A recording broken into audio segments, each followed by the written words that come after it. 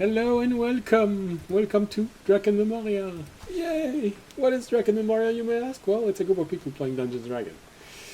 So if this is not something you want to watch, well,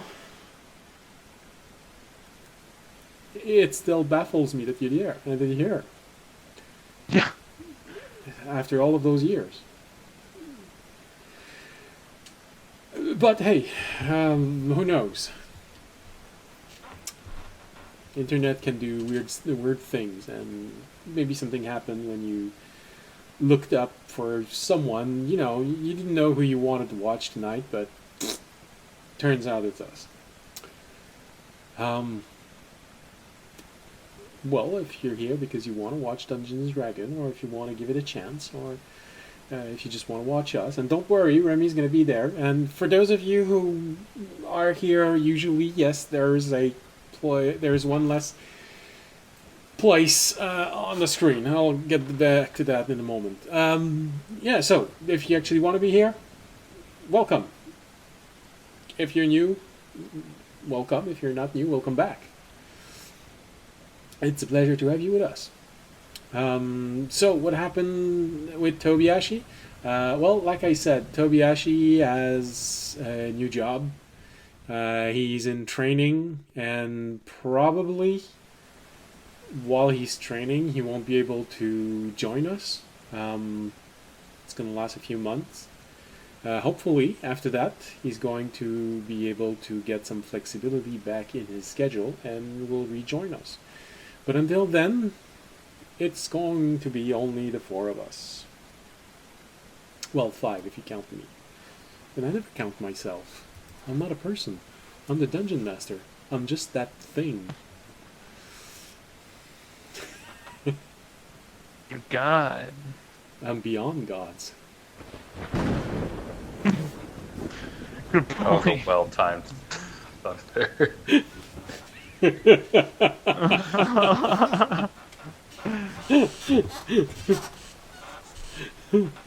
I should have said it with a little bit more. Should have said it a little bit more dramatic. I'm beyond gods. Uh, yeah, gods can die at my whim. So even they aren't immune to me. Alright. And it usually is something that happens. Because for those of you who don't know, when players start harassing me too much about their own world and oh, in my world there's something that's stronger than that. Oh, but that thing is all right. Eventually, I get so fed up that I decide that the universe ends, and then we start over again. And that's what happened with my D&D players.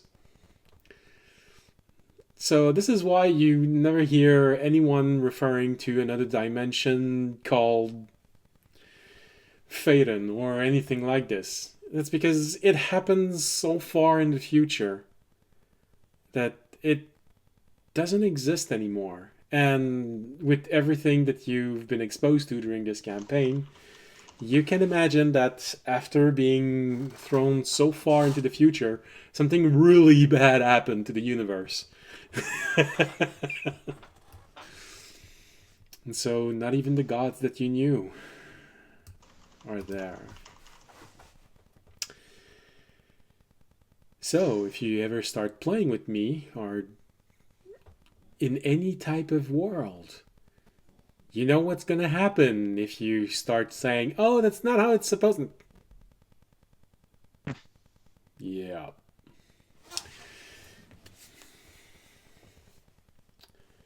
Now, to be fair, a past group of players did witness the apocalypse. They're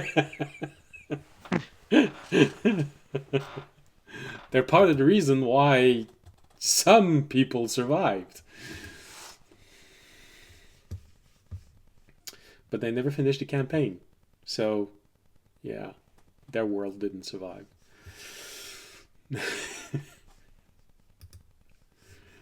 Alright. So, let's send a call to Remy. Timing, we need Remy. We need...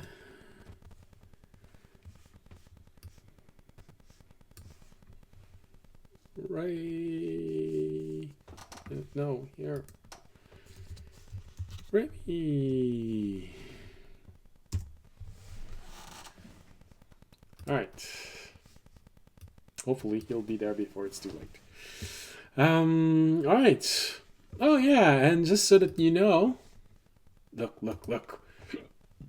I haven't adjusted the cameras on the battle map. Hold on, give me a moment. Everyone is in the wrong place. Cameras. Let's unhook that. Sam. This is your new square. Avery. No, I haven't unhooked. Avery. Okay. Well, yeah, we're just gonna put you there.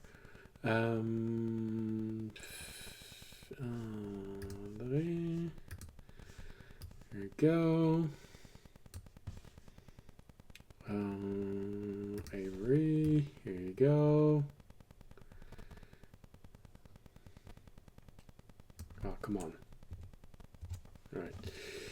And well, hopefully it's going to be at the right place when Remy gets there.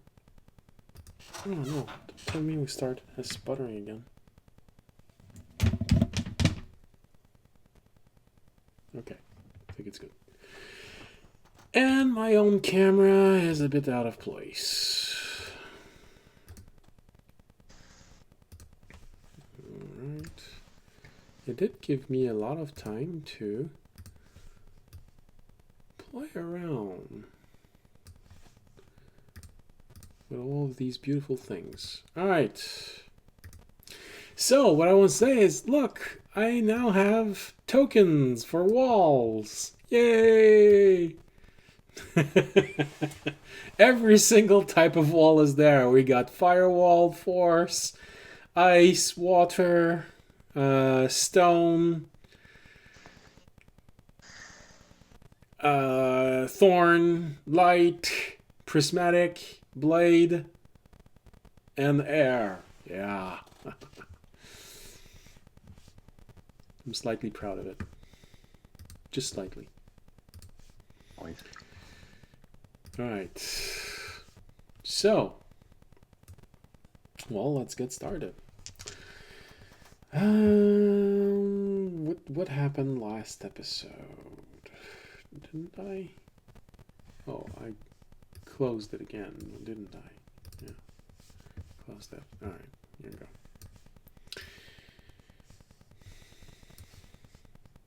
Alright. Why is it doing this?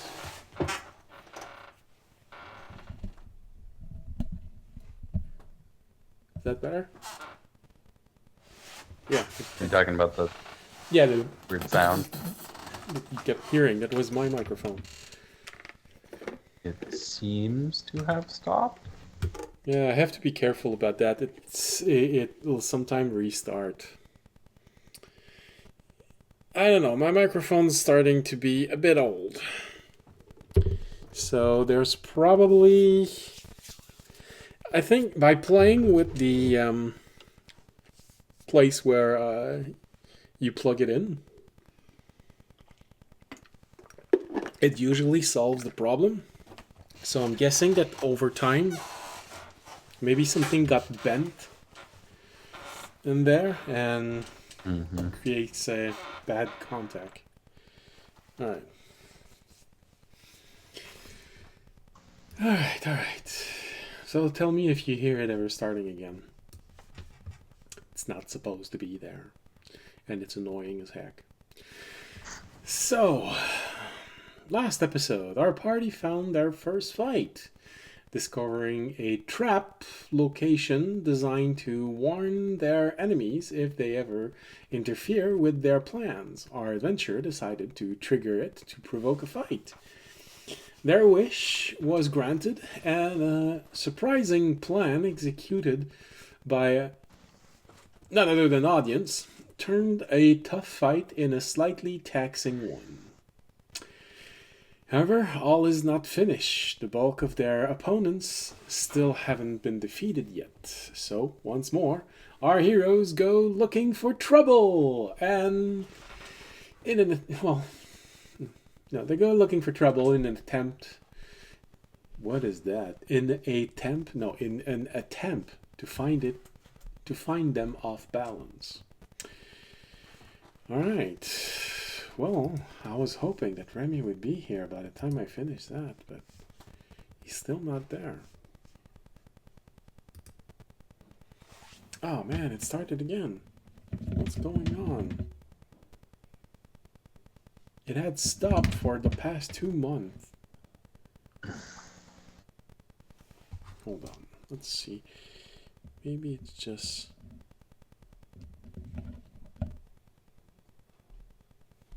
Okay, maybe that's good. Okay.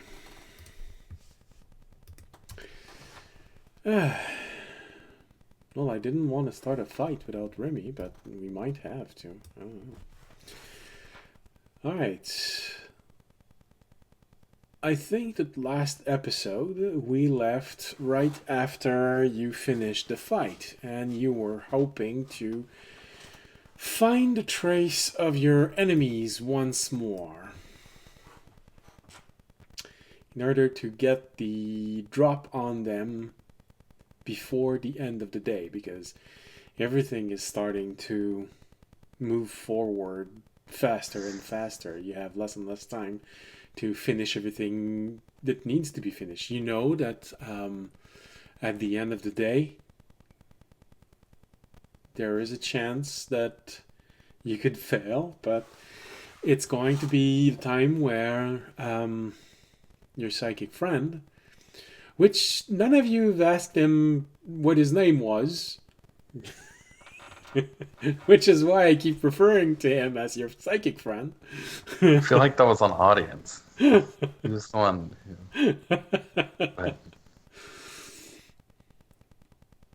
But So He didn't give his name. I introduced myself.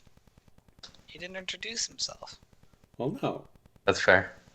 but you introduced yourself, but he already knew because he'd already Yeah. accessed all of your memories. That's fine. He chose not to Yeah, introduce you still himself. I accepted introduce that. yourself to people that do a background check on you before you meet them. That's on them. That's What does that mean? He is used to everyone he knows being psychic, so he doesn't need to tell people his name. Maybe. Or maybe he's just that kind he's of just person. trying to be edgy and Mhm. Yeah. Alright. Alright.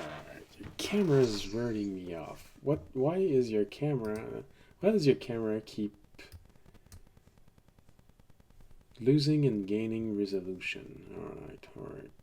Avery. use camera. Avery.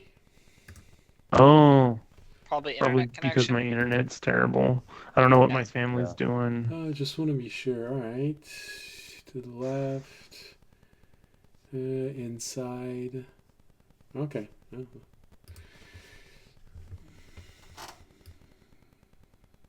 That's what happened there.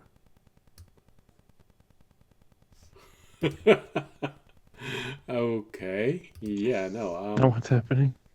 No, because Oh, you moved him up. What's happening? Never mind. I'm not gonna touch anything. I'm not gonna try it. I don't know why. I just moved you a little bit and everyone moved. Oh, jeez. It never happened before. Alright. We'll figure this out during the break. Anyway, Zachary should be here. Remy should be here by the time the break arrives, so we'll have full cameras and it's gonna be easier. All right. So your psychic friend is going to get every innocent person outside of the village during the night, but since it mostly involves children, so that the parents don't all run chasing after their children. He's doing this during the night, so you gotta hold on for a few more hours.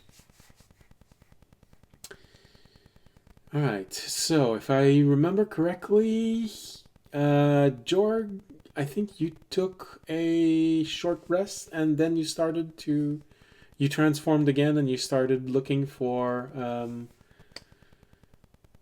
the remaining cultist. Yeah. Alright. I believe so.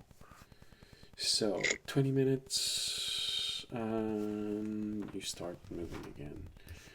Alright.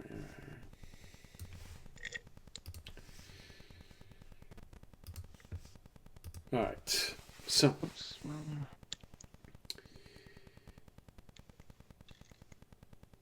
you transform and you start chasing the enemies. Mostly the one that just left.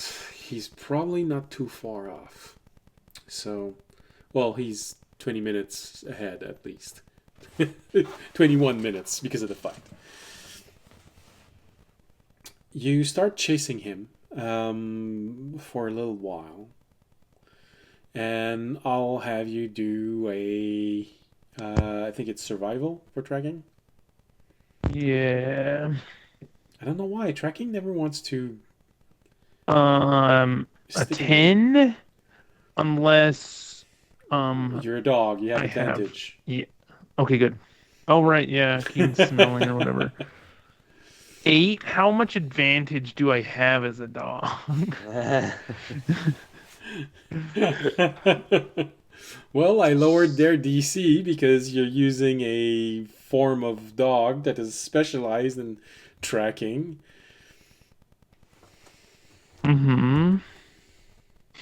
Yeah, but I still rolled a 10, so All right.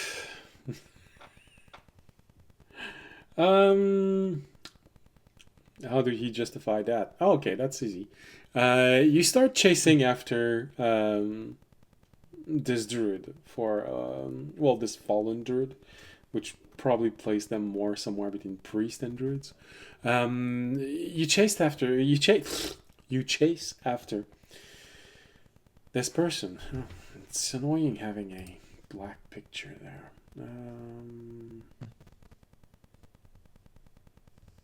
Hopefully he'll be there.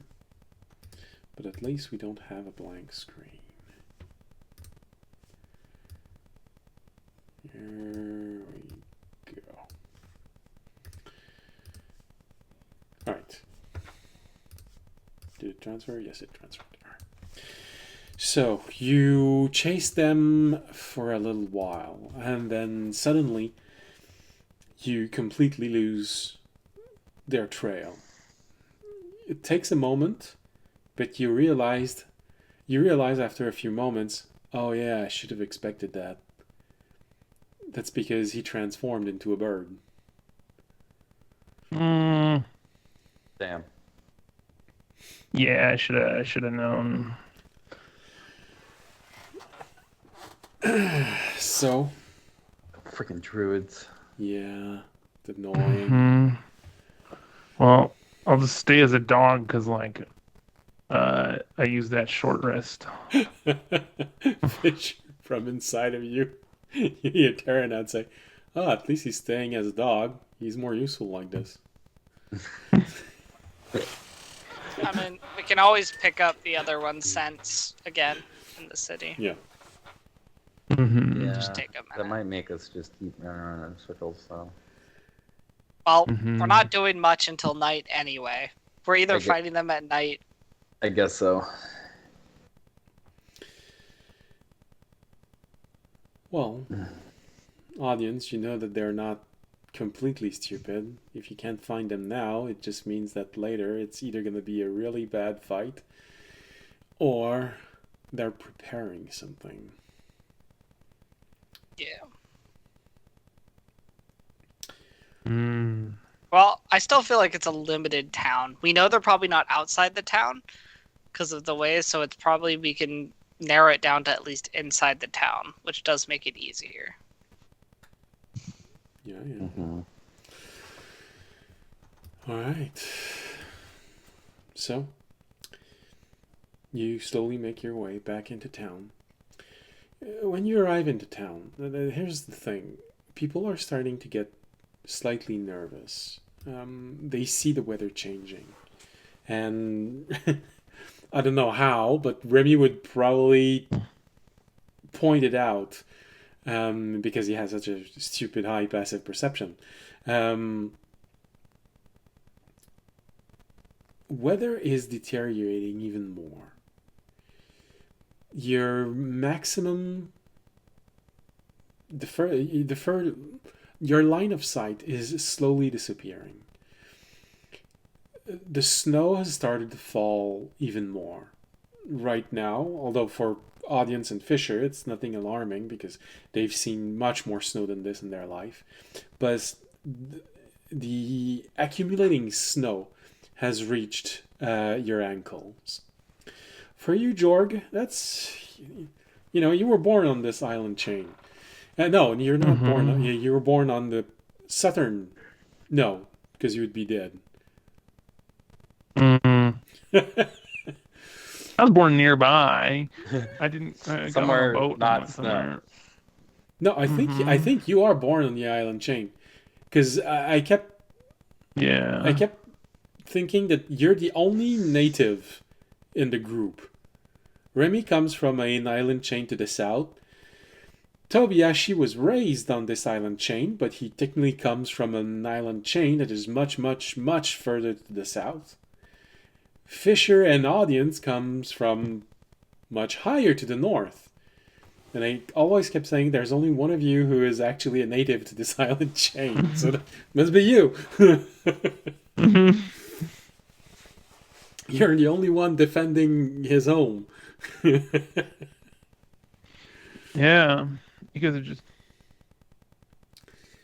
I mean, also defending the whole world, it feels like. Well, yeah. Yeah. But the two are not mutually exclusive, Yeah. The island chain is inside the world, and, It feels like a song. So, your field of vision is slowly shrinking. The snow falling is covering your tracks nearly as fast as you're making them. The weather, however, has gotten even hotter.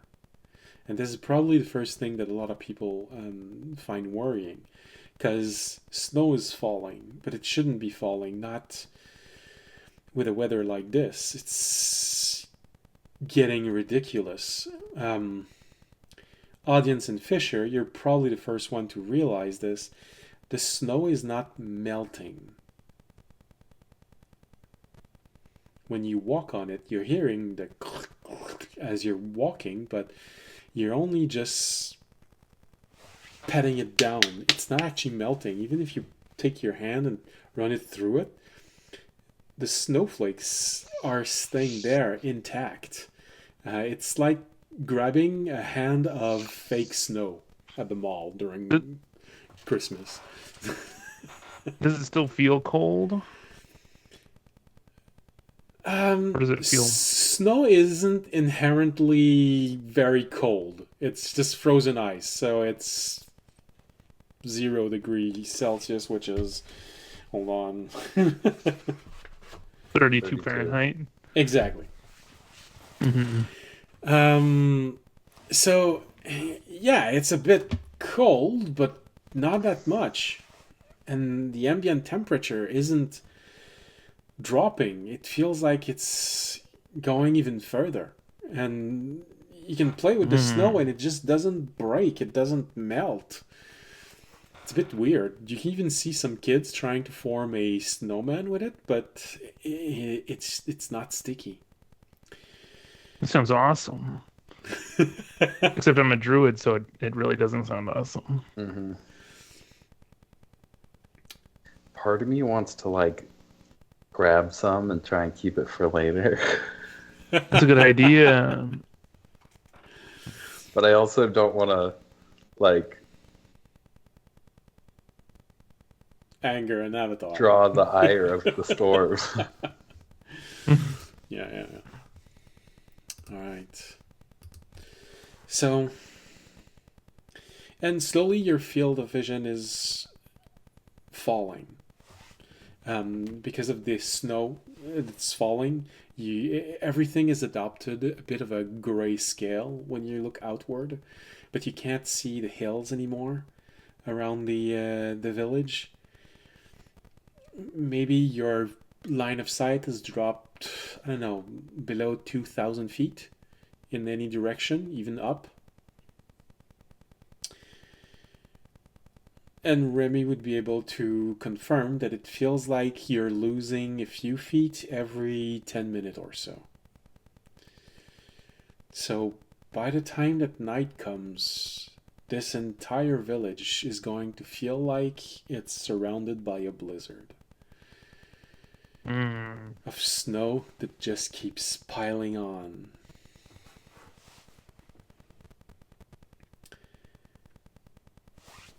Alright, this is annoying. Come on, stop.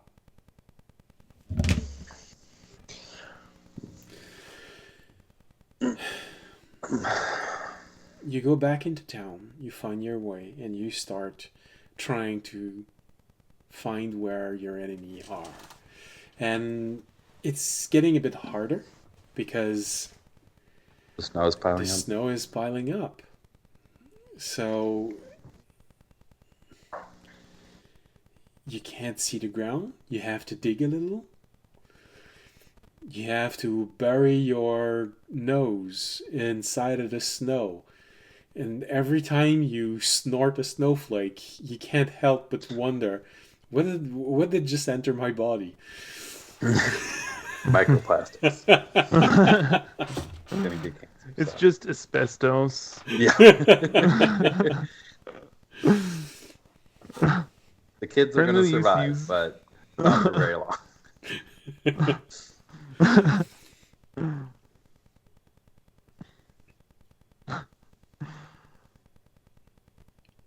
It takes a little bit of time again, and you push forward. You start going outward, and you think you found a worthwhile lead, but it doesn't take too long before you start realizing that you're going a little bit in circle. And this is when I was hoping that Remy would be here by now. So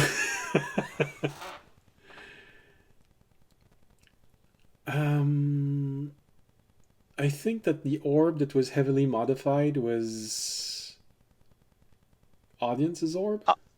Yes. Then Fisher, someone would be calling you. I answer. Hello. You immediately hear Connie's voice. And the first thing you hear, along with her starting to speak, is what sounds like a blast, rumble, and a little bit of debris falling all around her. Fisher, are you far away? We are under attack. I have managed to create fortifications, but I'm afraid that if they get to Sarn, it's going to trigger him attacking prematurely. Shit. Yeah. We'll be there as soon as we can. Audience, there. Do you have charges left? Yep.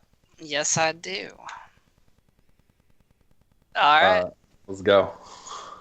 Yep. Let's teleport. All right, I'll teleport us there. Since it's a known, I knew where they were. Yeah, and you Or can here, actually. Connie, turn the Yeah. orb towards them so we can see a landing point. I've completely Yeah. encased myself inside of a wall. Oh, I can't okay. see them from the outside. Yeah. I'm just gonna go where? Yeah. Never mind. We'll be there in Yeah. a second. All right. I will teleport all of us. So that's gonna be 80, 100.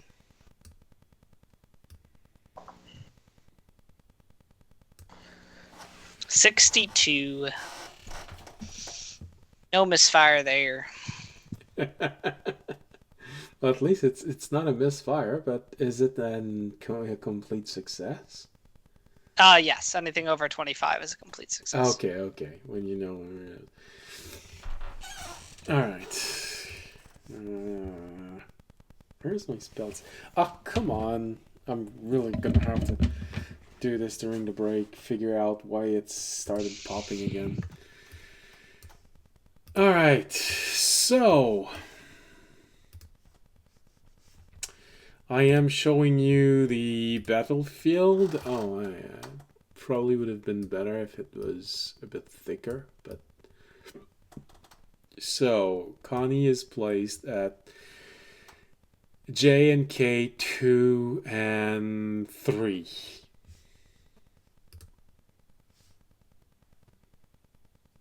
G or J? J. All right. Where do you want to appear on this battlefield? I can change your position if you want to appear further behind her.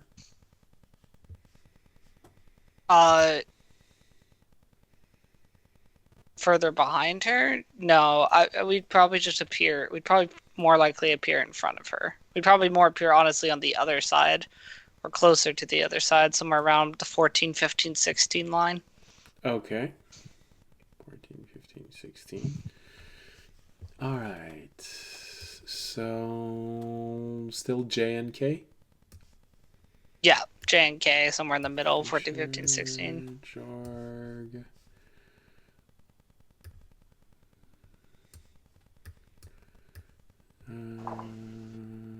Remy's gonna be behind, and Jorg is gonna be there. All right.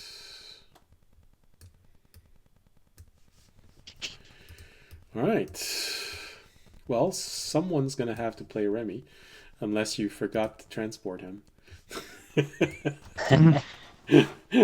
Damn.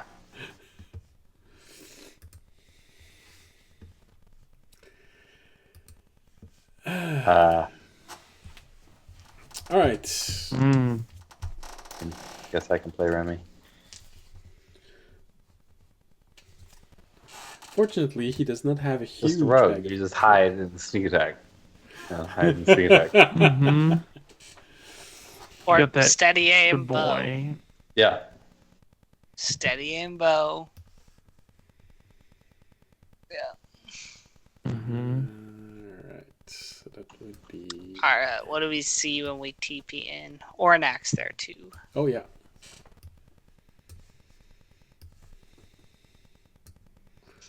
All right. Let's put Jorg on the ends. Let's put. Oh yeah, he's gonna be between Jorg and Remy. That's the healer. It's important to defend him. All right. So one, two. Mm-hmm. All right.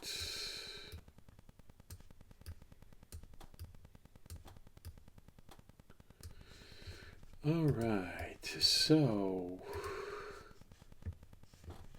this is what you see. Maybe I can try and increase the size of this just a little so it feels thicker, because anyways walls are thicker.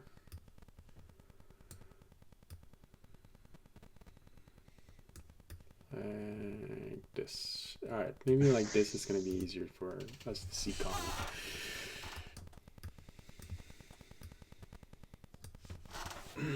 Your mic. is on the thing. Yeah. I'm gonna start playing music. Maybe that's gonna cover the sound a little bit. Alright, so... Are we rolling initiative? Yes. Initiative. Wait, spot. Alright. Nope. Audience. 4. Alright, a bit disoriented by the teleportation. You were facing the other way around. Fisher. I rolled a 4, which means 8. Oh. Okay. Jorg? You're muted. I rolled a nat 1, which means a 3. Oh my god. So essentially, audience Excellent. teleported Sam, you you also all rolled that facing one? the other way. Yes, I also rolled Uh-huh. a I natural was one. gonna say, if you got a 4, that means... Yes, I also got. Hey, listen, we're getting all our nat ones out wait. before the fight. Gotta be ready. So far, I have been rolling like That's better. Raimi straight got a garbo 15. though. Remy Remy got a got a 15. Raimi Still only MVP. rolled a 10. We're saving the good rolls for the actual fighting. Alvanac rolled a 2. Mhm. Oh my god. So yeah, Do I need to roll for Terry? if you want him in the fight, yeah.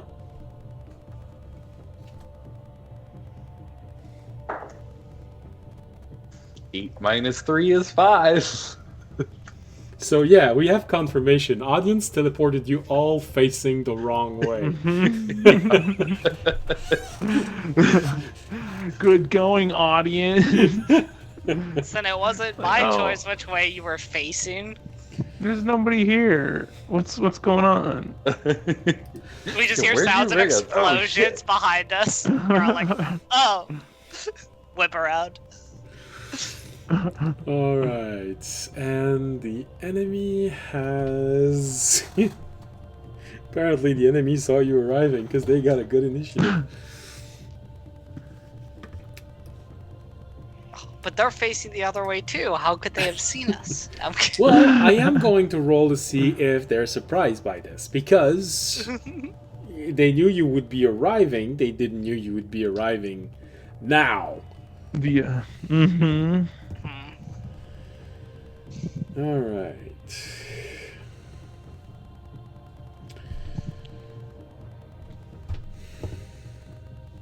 Oh, jeez. Well, let's put it like this. They're using up their natural 20s.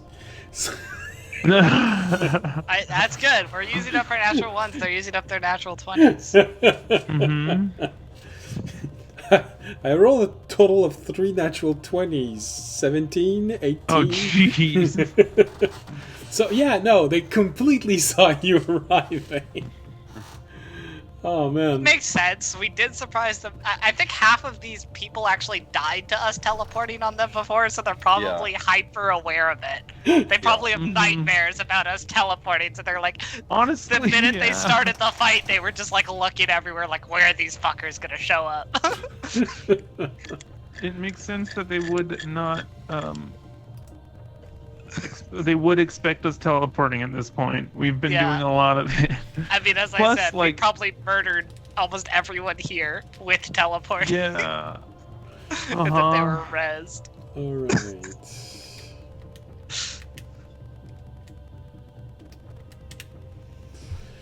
Which, this isn't all of them. We are missing a couple.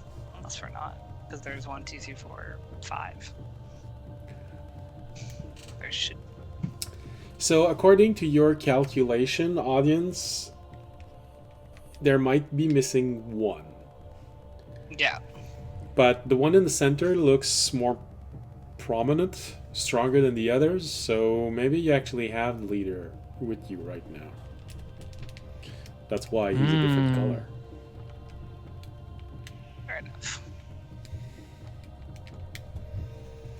Oh wait, should I roll for Frel? Feel like yeah. he shouldn't. Oh, he got a 3. So. Same. He's down there with Damn. the rest of us. Yeah. Uh-huh. So it's canon. Audience teleported you in, facing the wrong direction. Okay, which means they have the initiative over you. Ah, this is going to be a painful first round. Why? Just because we're clumped up, and they famously use fireballs. Erupting Earth. Oh, right. Which is worse because you can't. Mm-hmm. Okay, but because of the... You have an idea that it's probably not what they're using right now. Otherwise, they'd go through their entire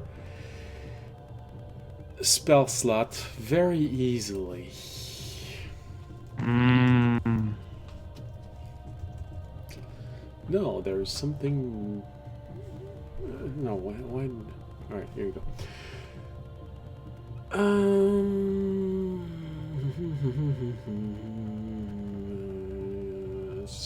Alright, covers most of the...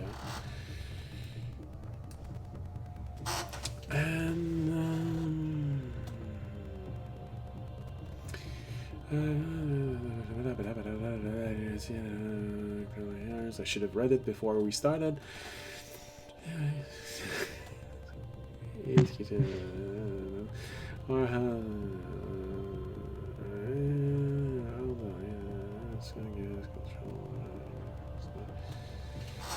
Yeah, well, it's not a lightning storm that's outside. Oh, come on.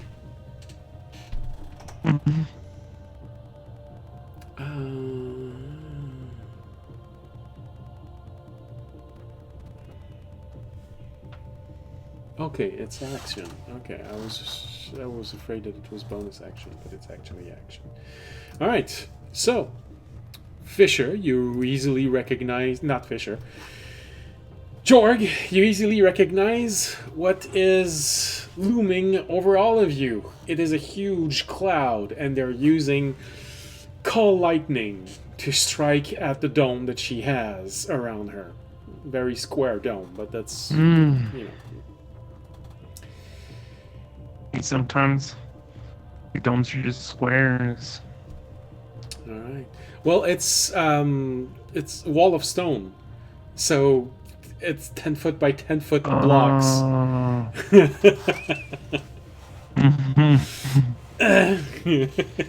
which makes a square home. All right. So on their turn, dexterity saving throw. Well, Fisher and audience are at the front, so let's go dexterity saving throw for Fisher and audience.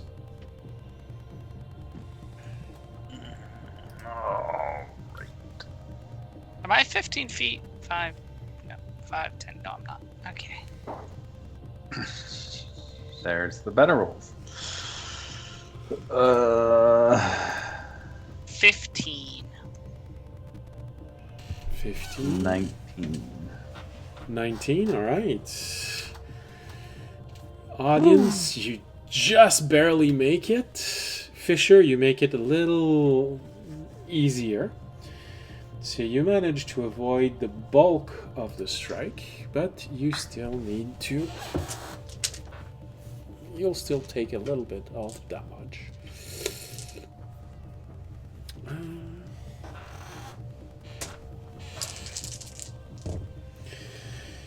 While I'm rolling, make another dexterity saving throw, because there are two storm on top of one another, and they're... Oh no, that's right. Sorry. There are two storms, but one attacked one of you, the other attacked the other. So. All right. Let's go. The first one attacks you, audience, and is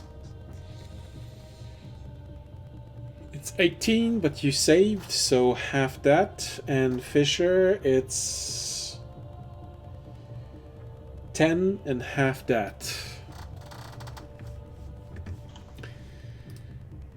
And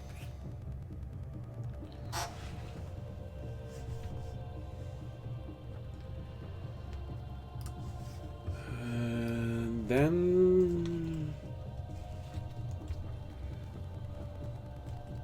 here we go.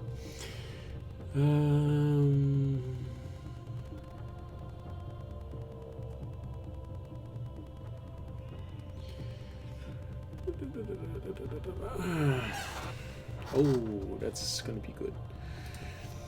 One of them turns around and casts Ice Storm.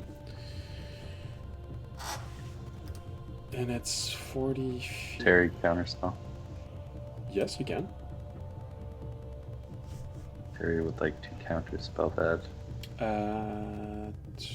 What level? Ice Storm is inherently level 4 spell if it's not cast at a higher level.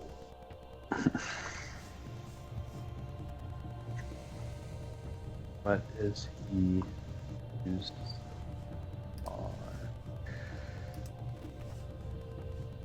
on? Well, yeah, we'll use the 4. Okay. Oh shit! Did I have to use my reaction to block him from the lightning? No, the lightning is not an area effect. Ice Storm is, however. Okay.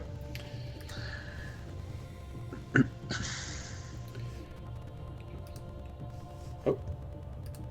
Got a message. Remy is getting there. Good. He's gonna be there in time for his turn. Woo.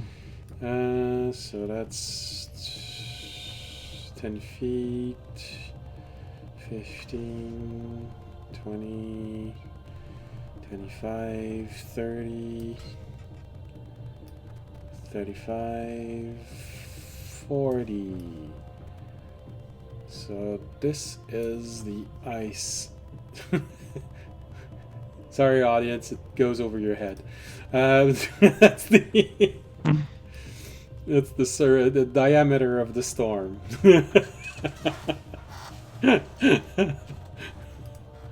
Sorry, audience and Fisher.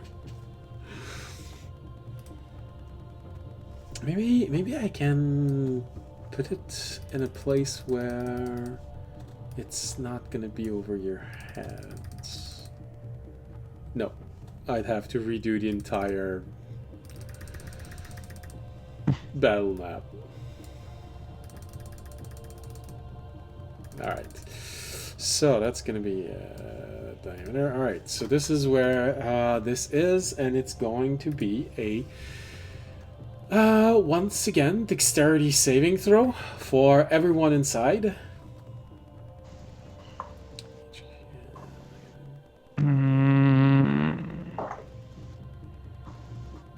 Another. Let's go. Oh, that's a nat 20. That'll be a 17. Seems like a bit of a waste of a nat 20, actually. Well, I mean, a little bit, but you know, if it helps you Also- survive more, it's not. Yeah. 21. You don't. Okay. Yeah. So, Yeah, nat 20s are only really mean something. alright, so you use it as a level 4 spell to counter spell this, which means one of them dissipate, but the other one does not. So these are the two, and these are the two. Alright. So at least you don't take a huge amount of damage. One was dispelled. And what was your saving throw, you said, Jorg? Nat 20, so a Nat 20. 23. And Frel? Yeah.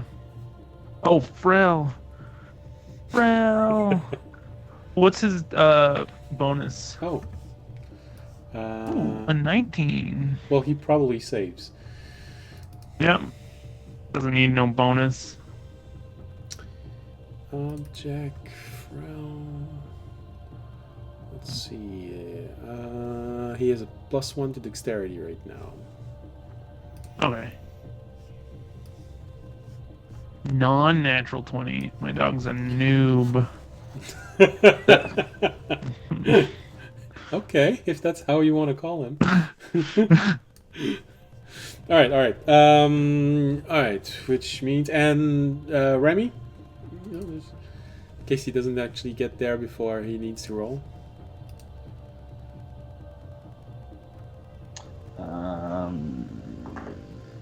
Yeah. That I don't think that is still +10 at 12. Total of 12. I rolled a 2. My Wow. bad. Remy fails a dexterity saving throw the first time in so many years. And it's all your technically fault. 14.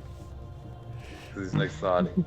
But Oh, technically 14 next to audience? yeah. Ah. He saves. Does that make it? It's Hell 14. Oh. Audience helping Remy again. No, okay. Alright. In that case, you take.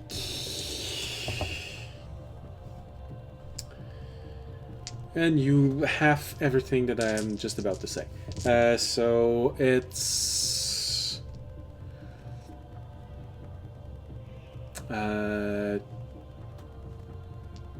9 points of bludgeoning damage. So 5 points of bludgeoning damage for everyone except Remy, because it's the dexterity saving throw. And 13 points of cold damage to everyone except Remy. Cold 13, so 7 points of cold damage when it's halved. But the terrain in front of you is the terrain inside of the sphere is all now difficult terrain, because there's hailstones everywhere.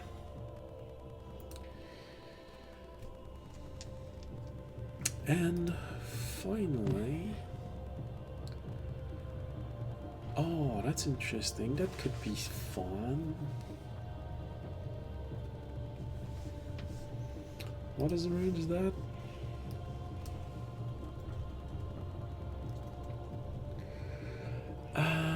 Oh, it's 5 foot wide. Oh, that's annoying. Alright, well. The stronger one casts. Again, Jorg, you're the only one who've ever heard that spell being cast. You don't have access. Well, you know. Actually, you do have access to it. You have level 6 spells right now, huh? Jordan? Yeah. Mm-hmm. Alright, so it's a spell that you can actually have. You probably don't have it, but it's a spell you can have, and it's Sunbeam. I've had that. I've used Yeah, it he's used before. Yeah. It's 5 foot wide, 60 feet long. Mm-hmm. I used it to, or my clone used it to take out 2 people, remember? Yeah, Or that's blast you right. guys. So technically it's not you. Fisher I've used it and too. Obunak makes Constitution saving throw. Hey, something I'm good at.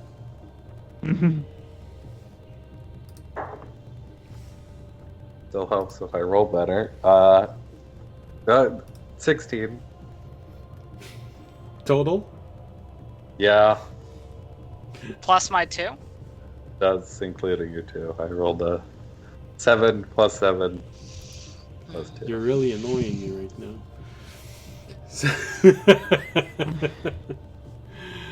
Alright.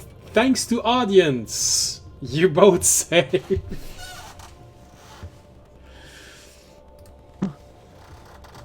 Hey, hello.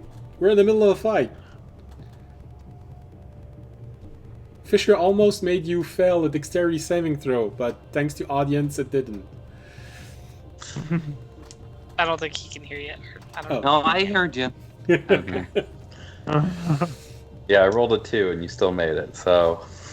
Just barely made it. All right.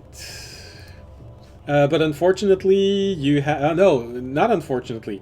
You're the only one in the entire group that has a high initiative. Because it's canon. Audience teleported you all facing the wrong way. Okay, so that's why we're immediately in a fight. Okay. Yeah, that's... Well, you were looking around, Well- and then Connie called saying that she was under attack. So audience teleported the entire group near where she was, but you got 15. Fisher got 8. Audience got 4. Terry got 5. Jorg got 3. Ovenak got 2. So it's canon. Audience teleported you facing the wrong way. Connie and Sarn are in that box, Yeah, which is a wall of, or a cube of stone. and she's I'll afraid. know what the map looks like once I actually have the stream up. She's afraid that if they get inside and actually manage to attack Sarn, he may start the attack before he said he would. Here, no, that's it. You don't mind if I roll a d12 instead of a d8, huh?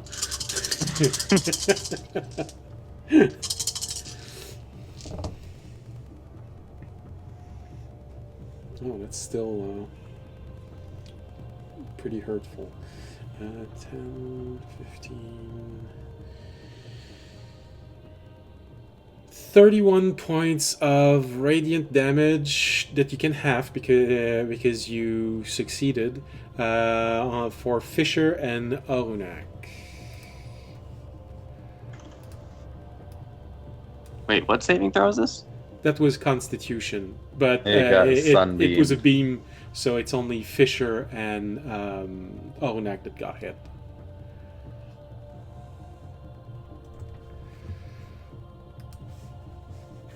Alright, and you both saved.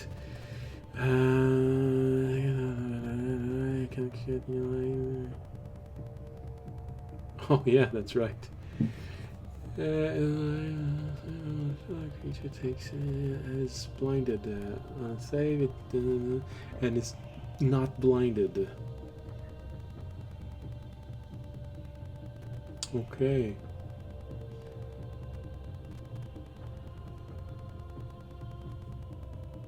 Alright, so you see the druid in front of you, still holding this little mote of light that the beam came out of, and looking at all of you. That's all of their initiative. So Remy, everything inside of the circle that is mostly centered around your group, that was a ice storm, meaning it's difficult terrain.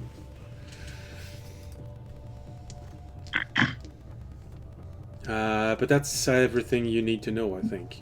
Alright, so we go to the next one on initiative, which is Remy. Sorry, who cast the ice storm? One of the enemy druids. So Okay, I there- just needed to know so- how long it was going to last. Right now, when you arrive, there are 2 Call Lightning spell active, which were being used to strike at the wall of stone that Connie conjured to protect her and Sarn. So there are 2 Lightning Storm spell being held by 2 of the druids. The 2 druids in front both cast Ice Storm, but Terry counterspelled one of them. And then finally, the big one cast a beam of light, which struck Fisher and Onak. And now you are completely caught up with the fight, and it's your turn.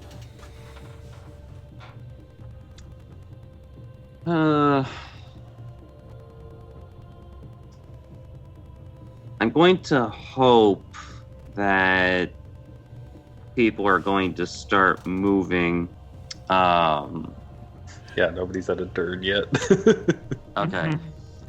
Because I was saying like are clumped, so I assumed that it's because this it was is how we recent. arrived. We all rolled trash on initiative and just got pelted with spells.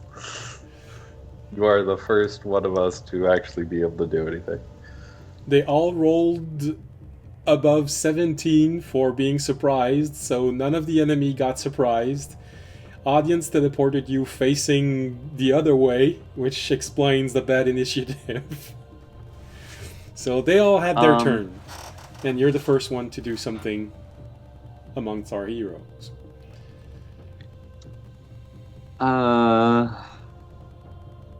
Rough start, I know. Well, at the very least, so you said the two in front, they both one tried to cast Ice Storm, and then the others in the back did call lightnings. Exactly. The two in the back Yeah. seems to be maintaining the call lightning spells. The two in front, both of them tried to do Ice Storm, but Terry cancelled one of them with counter spell. Yeah. I'm just making sure I heard that correctly. So, I'm going to try to at least disrupt one of the concentrations for call lightning. Okay. So I am going to make a steady aim attack on one of them with the bow. One is also still concentrating on Sunbeam. The leader. Oh, actually, in which case, no. Sorry, I'm going to aim for that instead.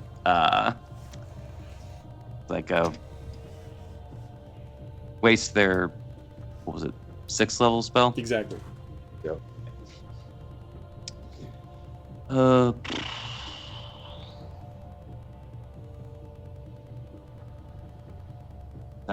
24 to hit. That is enough. Let's see, this is my bow, so that's gonna. I slightly adjusted their AC, but you still hit. Oh no, we don't get to use the old stat block. Not for the Darn. leader. The others, yes, but not for the leader. Okay. Let's see.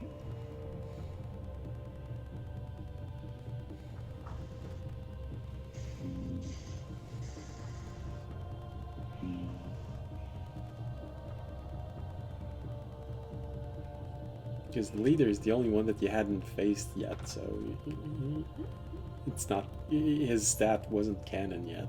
The others are. So. 36 force damage. 36. Nice. All right. So their concentration roll to beat is 18. All right. So let's see if they wasted all of their natural 20s on their initiative. They did! Alright, so Sunbeam goes out, which frees him to do something else on another turn. Alright, and he takes 36 points of damage. Well, freeze. It's like losing a 6th level spell slot's not nothing. No. I would rather him do something else than what he wanted to do. Well, most importantly, we're moving away from a Constitution saving throw. So hopefully we'll go on to dexterity, and then life continues the way that the universe should be. Which is Remy not taking any damage in any fights. Everyone else does. Especially Jorg. Anyway, Remy can't do anything else, so that's the end of his turn. Are you gonna move? I can't. Oh yeah, steady aim. Okay. Yeah, I had to steady aim because otherwise I wasn't going to get my sneak attack. All right. Jorg needs Toby here to help spread the load. Yeah, but Toby's not being, here. He's eating. Yeah, spread the load all over his back.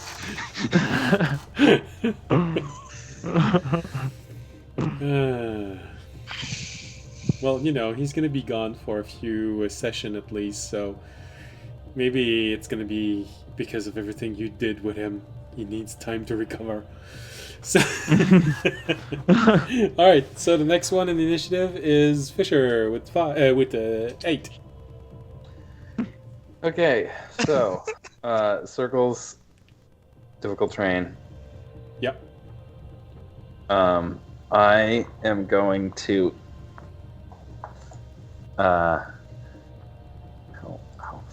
Is it just difficult terrain, or is it like ice with like a chance to like fall prone moving through it? No, I think it's just difficult terrain because it's filled with hailstones. Yeah, Ice Storm is just difficult terrain. If this had been the other icy spell, then it would have been chance for knock prone. Right. All right. I will.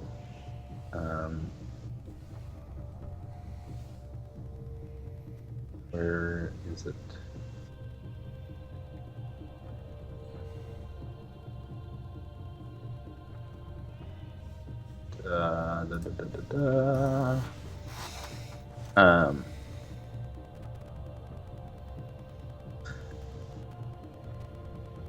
Find wizard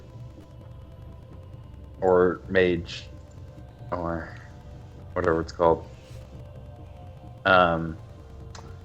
Can it doesn't say, can it be upcast like hold person can to target additional targets? No, I'm pretty sure that I wrote everything that was there. So if it doesn't state that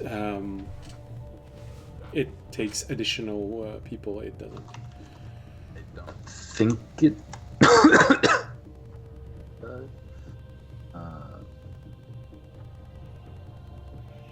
No, it doesn't. Okay. If I remember correctly, it's a spell that you took from the distant past. Maybe its equivalent in the future does, but not this one. Yeah.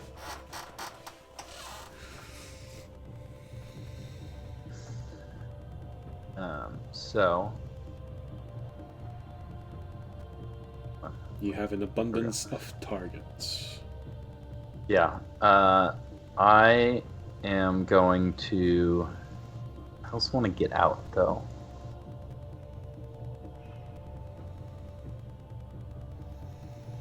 I guess you can just make it to the edge, but unless you use an action, you can't get out. Yeah. Trying to remember. Does Action Surge let you break the bonus action spell rule? I know It does not. No, it doesn't. Two but with your action, if I remember correctly, are you at the level where if you use a action surge, you can actually teleport? No, that's next level. 15. Oh, 15. Oh, okay. Hey, Fisher, remind me, what is your strength score?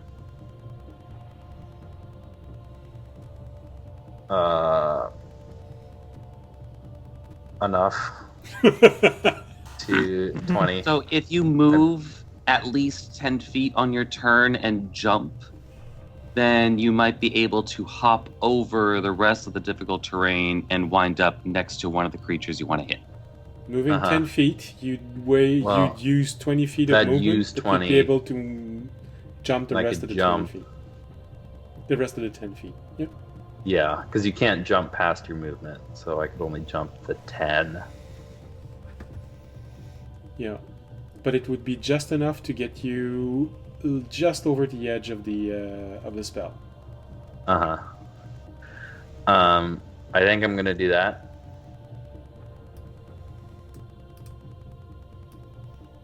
Okay.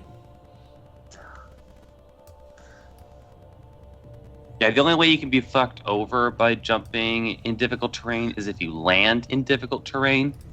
But but since you're landing just outside of it, it's okay to try to cheese it. Although it's probably not a very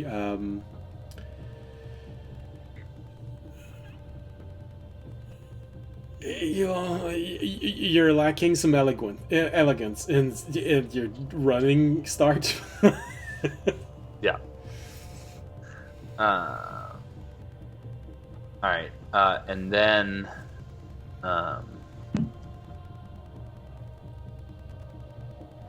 could I actually be at like H10? Oops, sorry.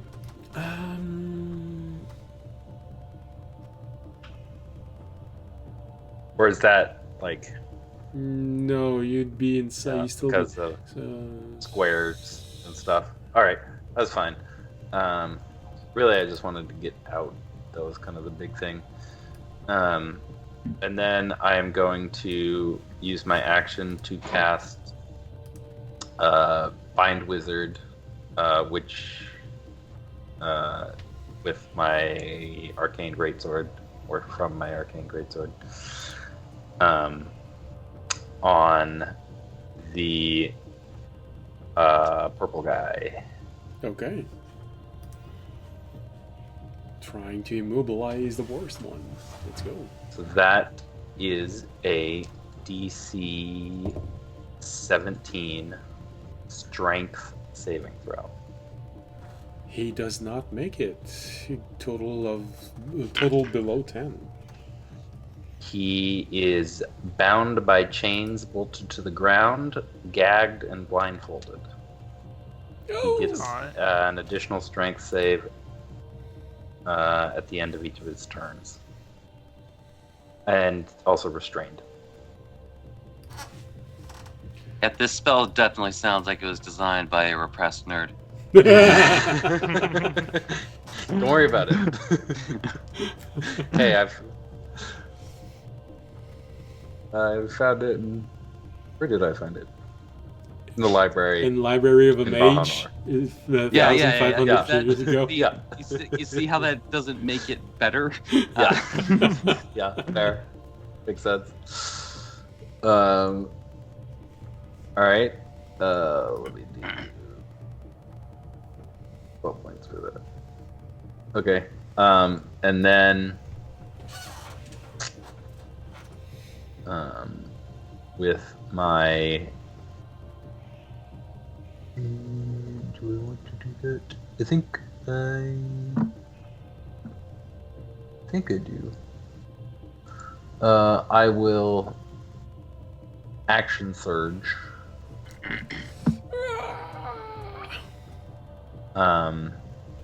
Which does let me cast another spell. Yep. And use my wand of fireballs. Okay. Stick my hand out and go tank missile, and then blast it out of my wand sheath that's on the back of my wrist. Throw it in the middle of everything. Yep. Hit all my friends. Wait. Throw a fiery ball I of will doom. use... They're getting rid of their natural ones. Or they'll just keep rolling more of them. Nah, they're getting rid of them. They got rid of the natural 20s, they got rid of their natural ones, now we got everything else in between. Okay, I didn't roll great damage-wise. My biggest roll was 8. So Oh, nice. Yeah, so they all take 26 fire damage.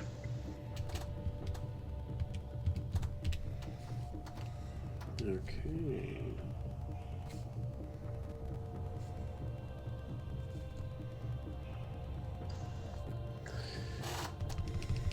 Give them concentrating effort. Like DC 13. So. For 3 of them. That's a fail.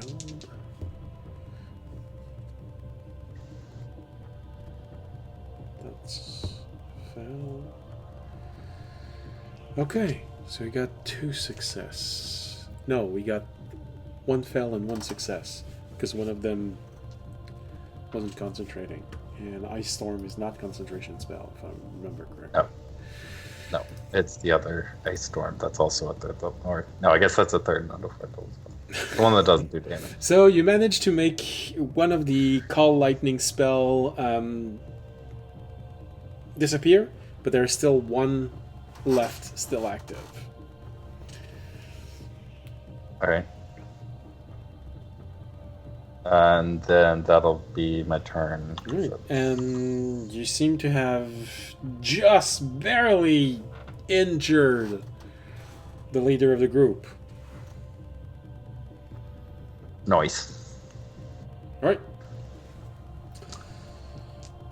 We go to... Is it Terry next? Yeah, with a 5. Sick. I think I would like Terry to, with how we're lined up, could he hit 4 of them with a lightning bolt?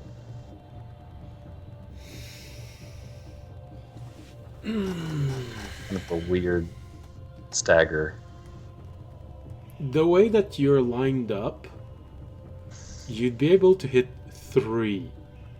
If you throw him, meaning that he will be alone, Toss him sideways. on the floor, open to attacks on the next turn, he can hit all 5 of them.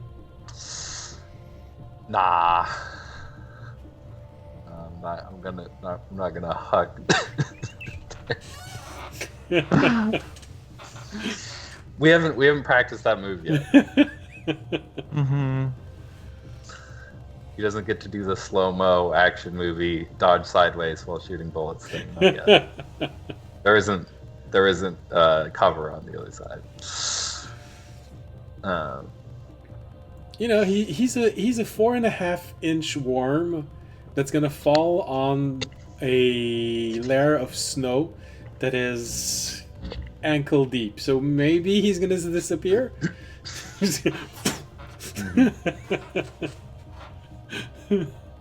But if he doesn't, then he's completely exposed.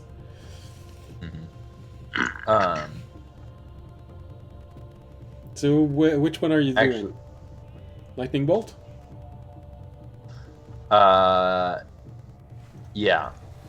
Wait, the last one that's still concentrating, is it one of the 3 you can hit?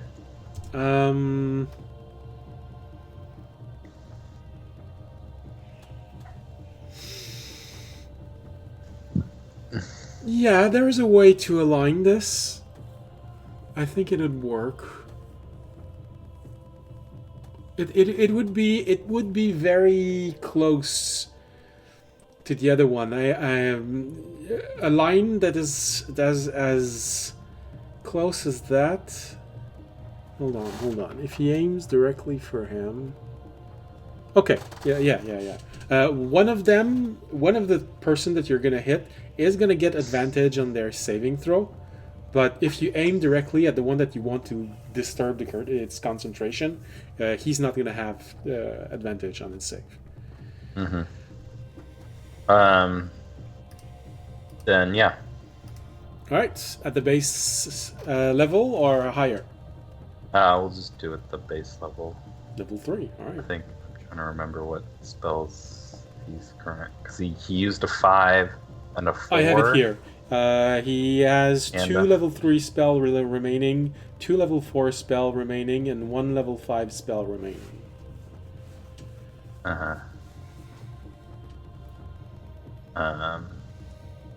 Actually, you know what? Swap that out. Psychic Lance, the guy that's concentrating. Okay. Can other create a name target? It becomes the target must make an intelligence save. Succeeded creatures have damage and isn't incapacitated. Alright, which is me. Intelligence save.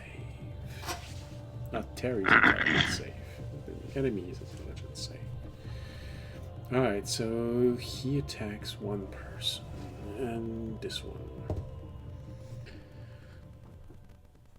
And Terry's save DC is 18.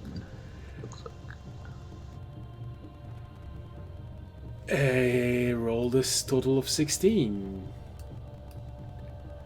Awesome. Let's go, Terry. Roll the damage, 76.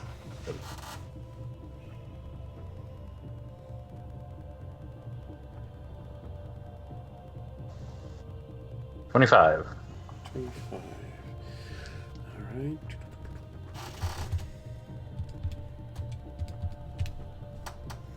And this one is also injured.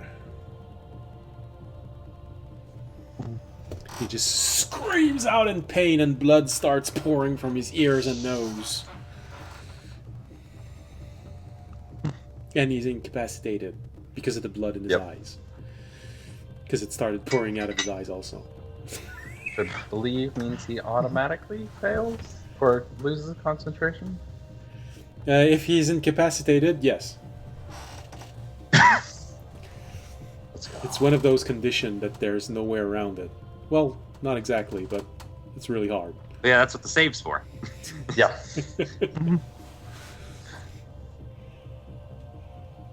All right. The last spell is the spell. The sky is blue. Well, it's gray, but because Remy, you noticed while everyone was looking around that the field of view is slowly shrinking. The spell surrounding the entire area is the snow falling. It's picking up speed, so it's slowly reducing the visibility range around the town. And right now it's probably at something like 1,700 feet. And shrinking every 10 minutes. Oh, the weather outside is frightful. Yeah. And for some reason, the snow is not melting on the ground.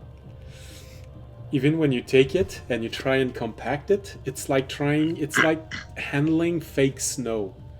It doesn't stick, but it doesn't melt either. So it's really annoying. You're not sure what it is exactly. Alright. So we got Terry's turn. Audience 4. Alright. I can move to or for 10, 20, 30. You just saw Fisher run 10 feet and jump. You can probably do the same thing and land on the other side for the same result. You mean 10? That doesn't. 11. You'd be just on the edge. Enough that it wouldn't be considered 11. difficult terrain. Oh. Sure, I'll jump to 11. That works, actually. Alright. So you're just on the edge because it's the inside. Unfortunately, it's sort of a little circle that because I increase it in size, the border gets thicker. And then I'm going to hit everyone but the one at L8 with the breath attack. Okay. Yeah. One of them will have advantage on its saving throw because it's difficult aiming everything. That's okay. So my breath. Let me find that again. I have it in my notes. It is 60-10. I can add, yep. 60, 10, plus I'll add a level 2. That's 3d8. Okay, so I got, okay. It's dexterity? So, yes. Okay. And your DC is? It's not very high, it's 13. My breath attack. They all make it except one. Okay. Probably the one in the front, you know. He's the one that had the less time to react. Alright, well, the ones that saved it are taking 30. The one that failed, it's taking 60. Damn. Woof. Can you run that by me again? How much damage they took? The ones that failed... The one that failed took 60. The ones that saved took 30. Okay. It was a good damage roll. Yeah, absolutely. There was some power behind that. I should make a con save as well. Yeah. Alright. I recharged it. I can do it again.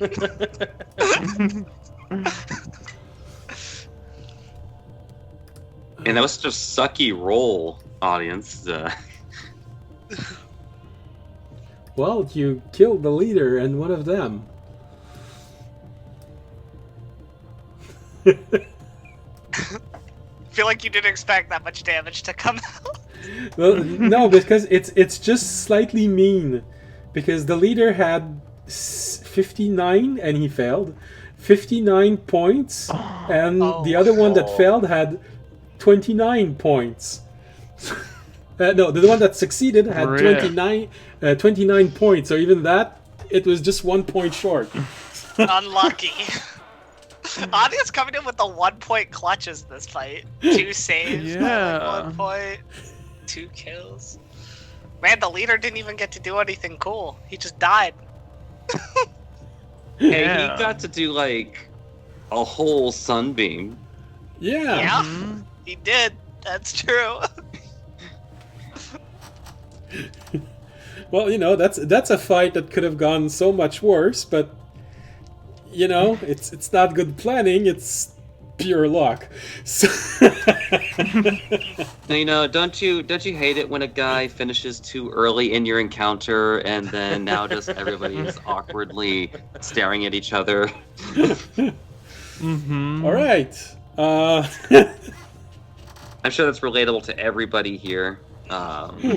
Who's ever been a dungeon master? Yeah. Yeah. So a roar of lightning and radiant energy rips across the battlefield. Usually it's not because the player rolled high on the damage, it's because the player did a critical strike. You know, it just goes critical strike and then roll high and come on. You did how much? I just did 96 points of damage. Fuck you. If I hit 4 of them and one took 60, I did 150 points of damage. There. Technically in that round. But and change the hit point of those who survive. All right. The 2 others are injured. Okay. alright, that's audience turn. Yeah. Sure. Jorg, your turn. Jorg's going to turn back into a human because, like, there's not much that a You can probably do more damage with a spell. yeah than whatever a bloodhound can do. So I'm gonna. Which ones looks more injured? The 2 higher ones. The 2 higher ones. All right, I'm gonna cast Moonbeam on them at level 3.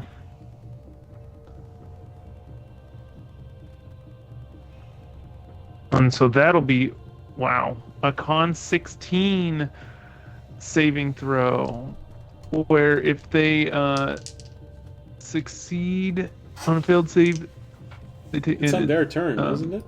Moonbeam? Oh, is it? It is on their turn, yes. Oh, okay, so it's not on, never mind. Well, That would be the new rules. We're not playing by this. Not yet. Oh. Not yet. Alright, in that case, yeah, I'll just plop a Moonbeam on them. And after rolling the damage dice, I feel puny after audience's turn. 12 damage. Well, Remy agrees with you. It's like, yes. Yeah. We both know audience is hot. And talk about his breath. He does not need electricity to come out of his mouth for his breath to kill. My breath was so weak for so long. Well, you have to admit, your object giving you the ability to divine smite with your breath helps a lot damage-wise. Yes, it does. A lot. But I feel like just being able to stack on D8s on top of anything would have the same effect. All right, Frel with a 3 also. Oh wow. Frel will run at the one that's not up there and bite him. I feel like Frel should stay out of battles. Well, you're the one who wanted him inside. I did, but now I feel bad because he's just a dog, and I love dogs. I don't want him to get hurt. It's 40 or 50 movement for a dog. Hold on. Objects. Speed 40, so he can move. Oh, 1, 20, 25, 30. Oh, but the difficult terrain. Yeah. He can start running. He won't be able to attack, but he'll get there. Actually, run over to is Fisher audience? Because Fisher is up, audience is 15, down. He'll go over to audience in case I need to cast any touch range spells on audience for some crazy reason. Okay.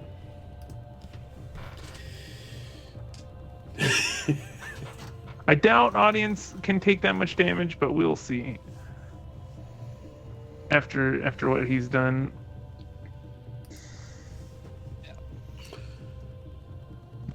All right. Let's go with Onak.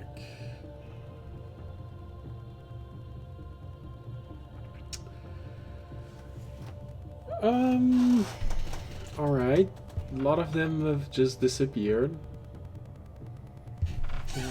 My microphone is doing that again.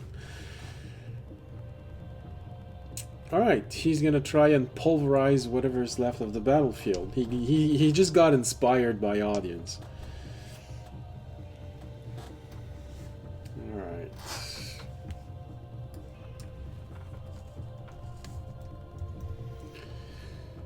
He inspires many every single day.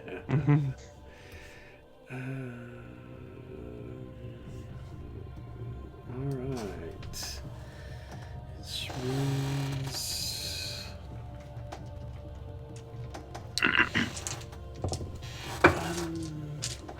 come on, I know there's another one. There you go.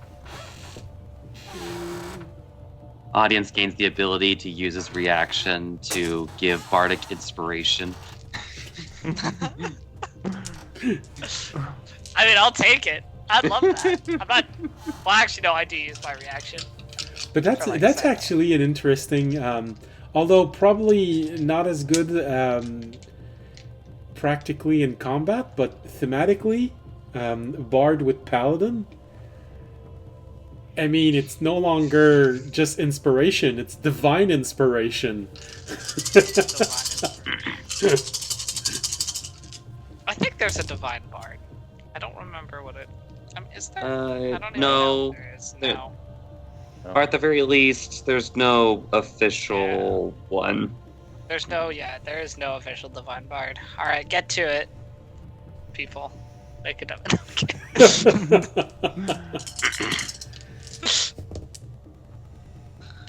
Get to making a Divine Bard so I can take credit for having the idea once in a stream.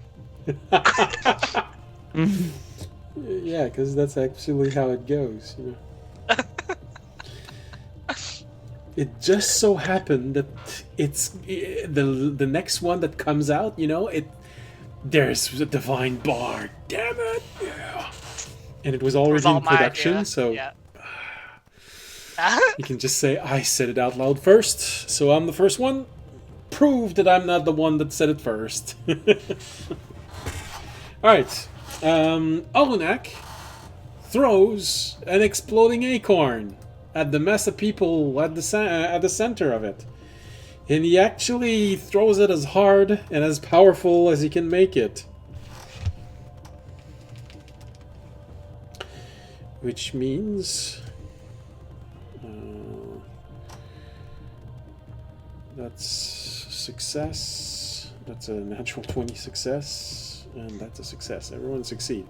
Everyone 16, 19, 20. Come on. Alright.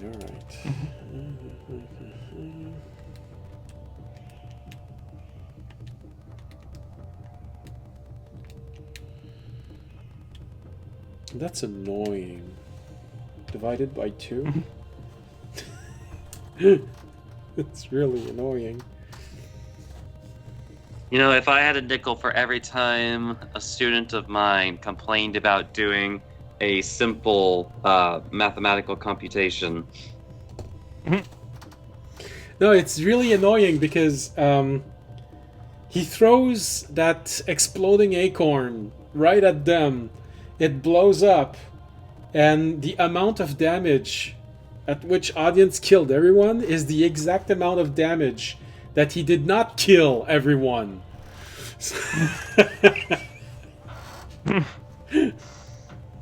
You just see him throw this and explode. There's shards of torn dress going everywhere, torn robes going everywhere. 2 of them are just knocked to the ground and they get up. The third one takes the blow of this, but he's injured. He's not doing well. But you just see him and oh, come on. Well, maybe my thing can do some damage now. On their turn, yes. Yeah, come on! And you're the one who's gonna get the credit for it. All according to plan. Oh, come on. Alright, Olunak. And hey, audience, if you want him to, disappear, it's Alright, Olunak moved forward just a little bit. And we fall on their turn, which means they take the damage of Jorgs. There you have the saving throw. Oh, come on. Why couldn't they roll like this when Olunak fired? Alright, so they fail their saving throw. How much damage do you do, Jorg? That's enough. They did. Yeah, 12 is enough. Was what I rolled. Whatever you do, it will be enough. You cannot fail this. Your minimum roll is exactly what they need to die. So it's 2d6 if I'm not mistaken. The base damage. 3d10 for... Yeah, let's say it's like that's wait. 3d10. It's not even close. 9. 12. Yeah. Even if you roll a 1 on each one of them, you kill them. Yeah. Even if I roll one of the dice, I kill them. Alright. So Olunak has that moment of, oh, come on. And then he sees the beam just melting down. Oh, please. Onyx just starts walking over to the beam and lets the light consume him. The light.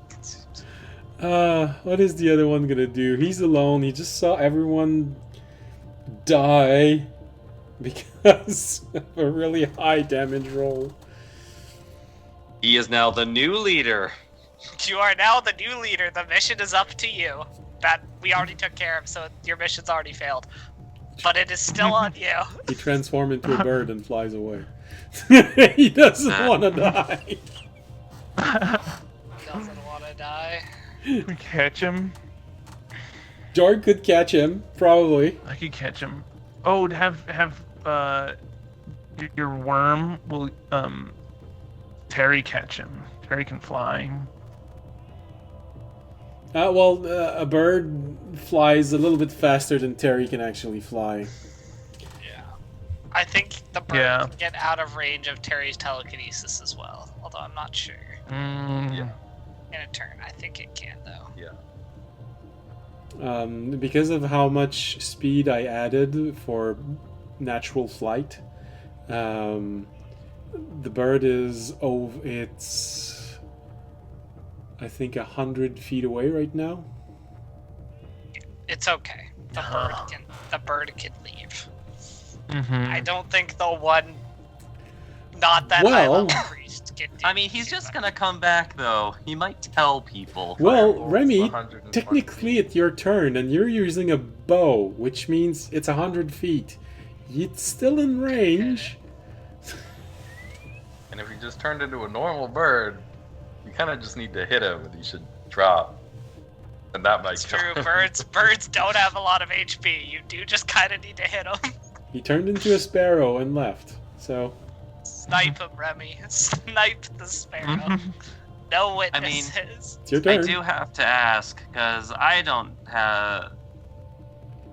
Because if it's like a bird, just a plain old bird, Yeah. does that basically just mean I just have to roll not a 1 on the d20? Yeah, it's Makes AC sense. like 11.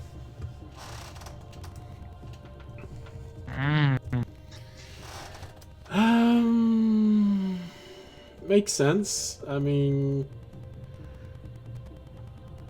all right, come on. Come on. The end of the complete end of the book. Pretty sure that. All right.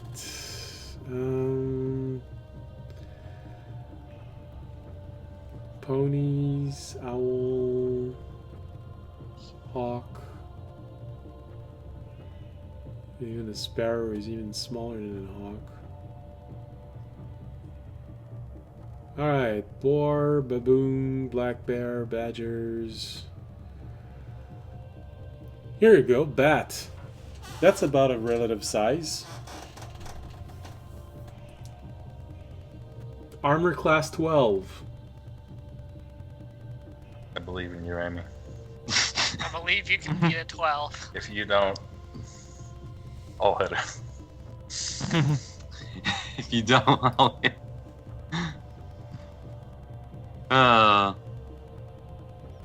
Do we have to use a reaction to hit him though? Because he's flying. Because he's flying on our No, turn. we can wait till our turn. Yeah. He doesn't he's, move. He's on flying our away. turn. He only gets to. Yeah. He gets as far as one turn of flying away. Which I'll admit, that's true. with the speed, if I base it on the speed of a bat, which means he is 160 feet away.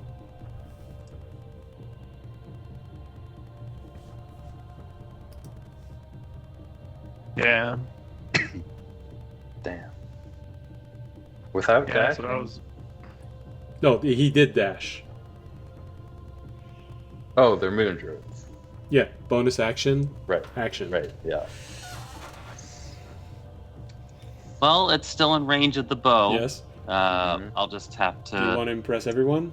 Audience just killed 2 people with a single breath. You want to impress audience? You know what? Complete waste of spell energy, but just like It's all to impress audience. we're just going to. So he is going to steady aim, so it's at least just a straight roll. But I'm not going to get any sneak attack off of this, because 160 is definitely greater than 80, but still below 320. Yeah.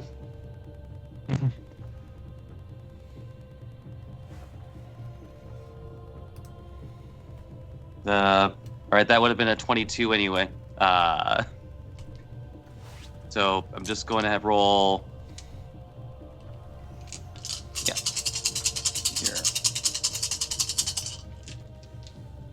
Here. So ultimately 3. 5.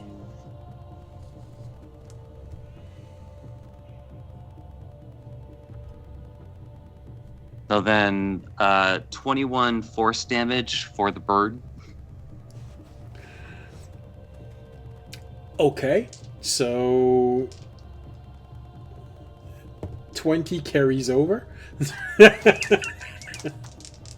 Bats have 1 hit point. Now here's my question. Did they go into the air? Yes, that's why I'm rolling fall damage right now. This poor man. This poor man. Ain't nothing poor about this bitch. Alright, Bitch so... can die. Listen, he was thrust into a leadership role. He wasn't ready. He tried to run from his problems and then got sniped by the cruel hand of fate. So probably what you see is this little bird was flying away and he's becoming so small. And you see Remy take aim carefully. And you see the magic bolt just going... And you see the bird just go... And it's a person! Like, He's dead. fly now, bitch. Remy does probably have him in deck against him. That's why Remy took the shot. So he took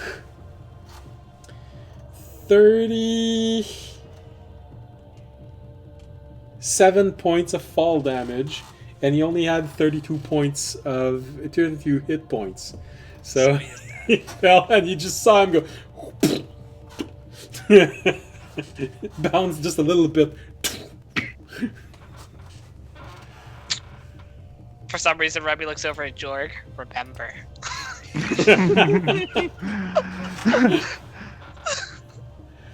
All right. Well. So there's no escape.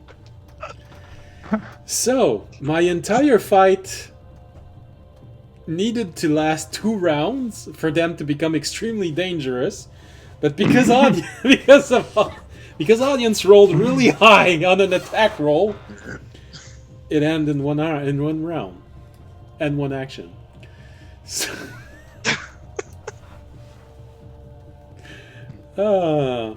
it doesn't happen very often, but this is not the first time that it happens to me. So, I think Hey, Connie. This never happens. Hey, Connie, it's been 6 seconds. We beat them all since Yeah, you called us. They're all dead, Connie. Come out. well, technically, you use the 1 action to create a teleportation 12. and Yeah, 1 to it's been fight. 12 seconds since you called us. Probably 13 because you started. Remy fired the last one at the Sure. beginning of the other. So 13. She basically hung up, put her orb back in her pocket, and then she hears the orb ringing again. Just go up and knock on the wall of stone. Yeah. Hey, we So got it. So they're all dead. We did it. Okay, so that was anticlimactic. I think it's time for a break.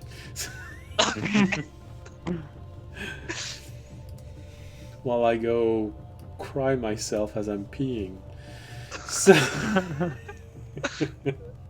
I mean, that's kind of like crying. well, I'll do both. Alright.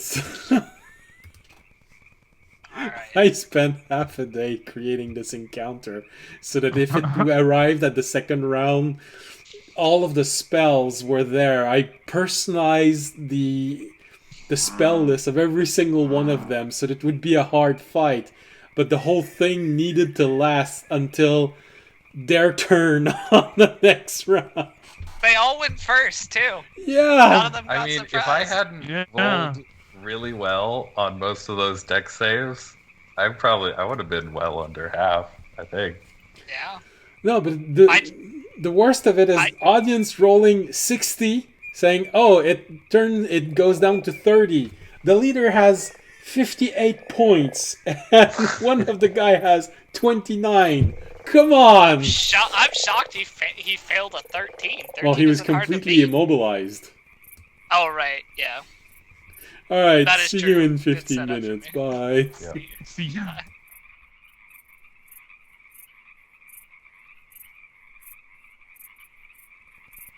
And we'll come back.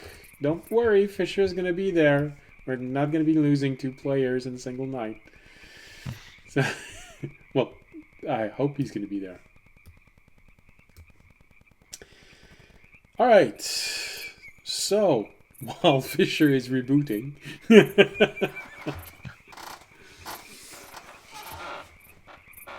You're all left there standing. You know, oh, you have a shiny forehead again. Multicolored forehead. There you go. Well, it's still shiny, but no, I'm kidding. So shiny. Yeah. All right. Now, to be fair, my forehead is about as big as yours. It's just that I have more curly hair than yours.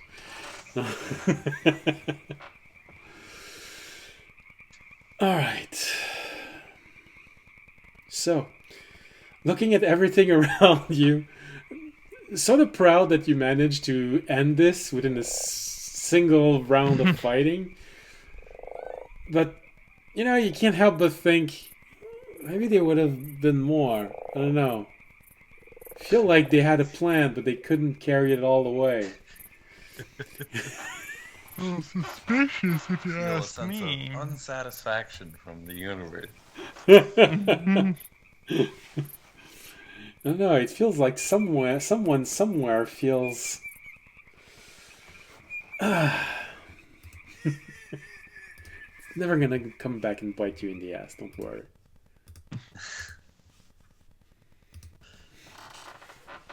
It's gonna bite you somewhere else. So... Alright. Well, with this surprising fight ending as quickly as it did, silence falls back into the battlefield very quickly. The thunderstorm dissipates. And the moment, nearly 10 seconds after Connie close the orb, it rings again saying, oh, you're good, you're good.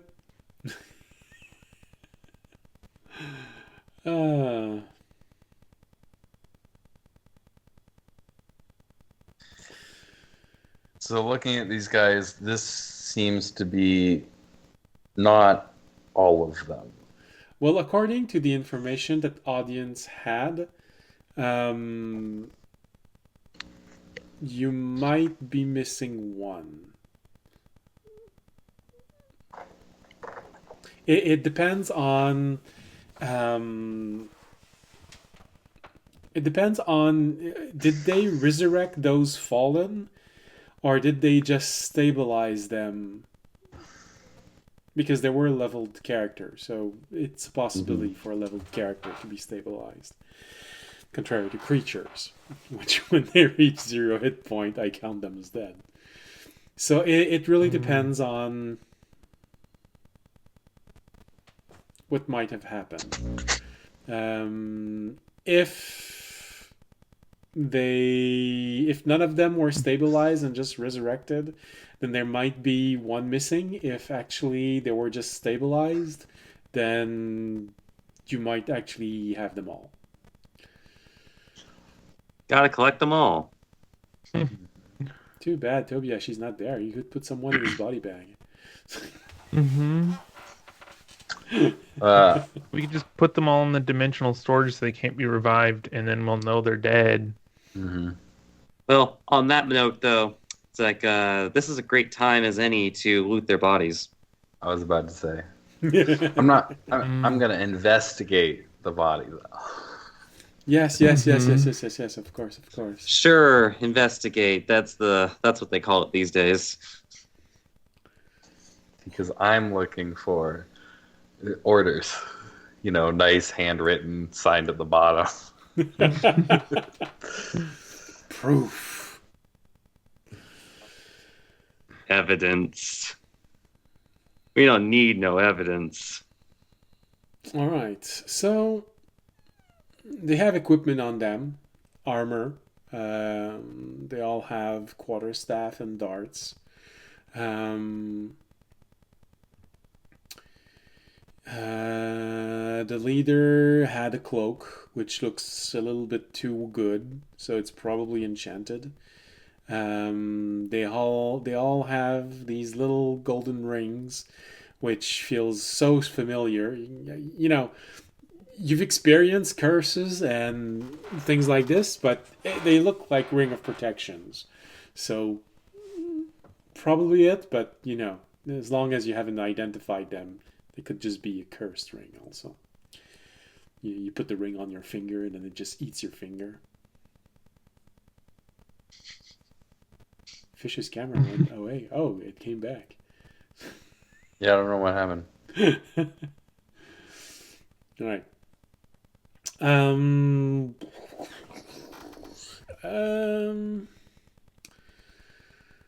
All right. So roll for your investigation. Or do you want assistance for someone, or do you want to be assistance to someone? I'll assist. Raimi. You see Fisher bending over to a corpse and I'll assist Remy. I need to get in Remy's good books. By getting Fair into enough. Fisher's annoying book. Okay, no, here I'll have Frel will come assist Fisher by smelling the body for things. Okay. So I'm trying to search this body, and this dog just And there's sticking his nose in all the everywhere. I'm pockets. trying to look. Yeah. Yeah, really, he's just looking for snacks. I'm just telling you, he's helping you. Everything I find comes with an added condition of covered in dog drool. Well, that's going to depend on how you roll. Well, with assistance, Raimi has a 30. So with Jorg's assistance, you rolled 30. Is that wanted or unwanted assistance? Because you could roll with disadvantage if you want. Well, I think we've rolled it before, not rolled it, but played it off before that how Jorg assists Raimi is that, it's like he's just like, ooh, I wonder if that's a good place. So if it's like the most obvious place. It's like Raimi is just like looking everywhere else as quickly as he can so that he can get finished and walk somewhere else. All right, It's so like he's just gonna I keep do pointing think, things out until I find everything. Fisher could use my assistance more, maybe. Do you want me to? You can tell me to go help Fisher if you want.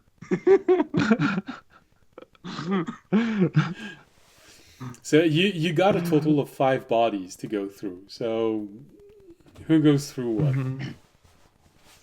There's the leader and 4 of them.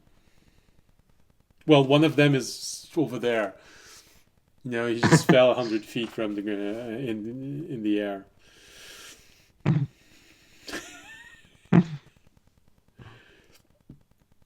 I mean, personally, I think Raimi would have gone for the leader first, just because they tend to have the nicer stuff. Oh, okay. I thought you were gonna say the guy over there because he's not near George. How splatted is I was the going guy to that say was the a same bird? thing, but because generally the leader would have the info. But also, Well, he's not. That's wishful thinking that he's going to be carrying anything on him. So you have Remy and Fisher going at the same time for the same body, and just each one of them looking at each other, waiting to see who's gonna go to another one. Who actually flinches first and go to another one? Well, joke's on Fisher. While they're having that staring contest, the mage hand is doing all the searching for him. Doing it. Yeah. Oh no, I thought you were gonna I'll say go. Jorg is looking through it while you're doing it. Yeah, the way Jorg is assisting while they're doing a standoff, I'm just like grabbing random things and being like, "Is this something? Is this something?" to Raimi. Like, ooh, this is a really nice acorn. Alright, I'll go loot the other guys. Do you think it's something, Remy? Look, I found this. It was inside of his pants.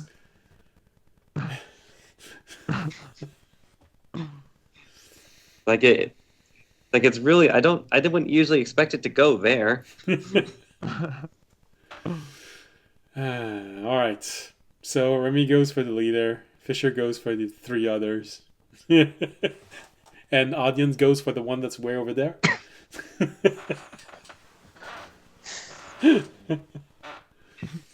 That turns out that one was actually the leader the whole time. He just didn't prepare enough combat spells that day.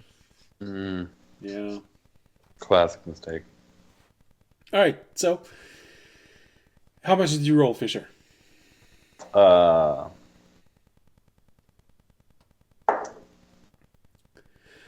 16. All right. Not as a thorough search as Remy.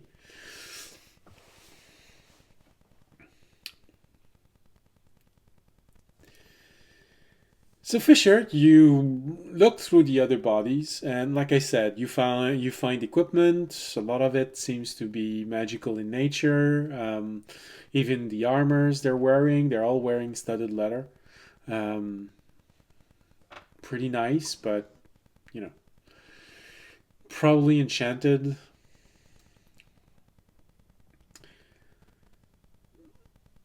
Don't find a whole lot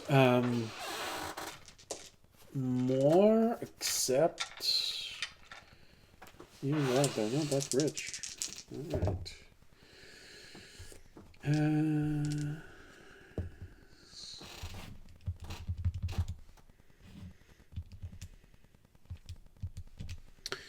Between the three of them, you find 78 gold.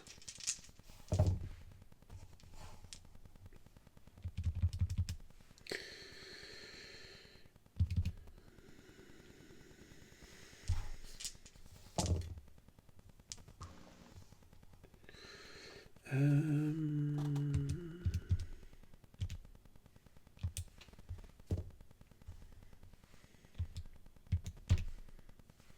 69 silver. Nice.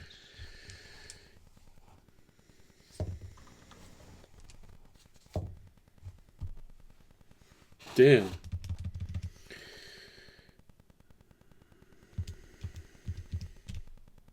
A 100 copper.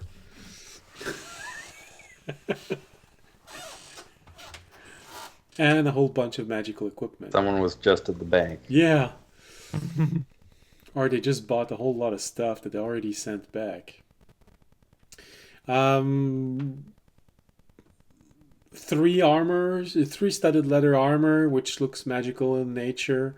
3 rings, which looks like ring of protections. 3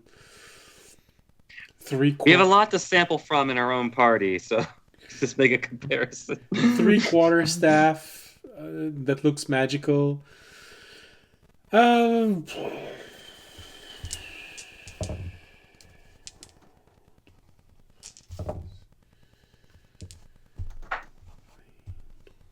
23 darts, which looks magical also.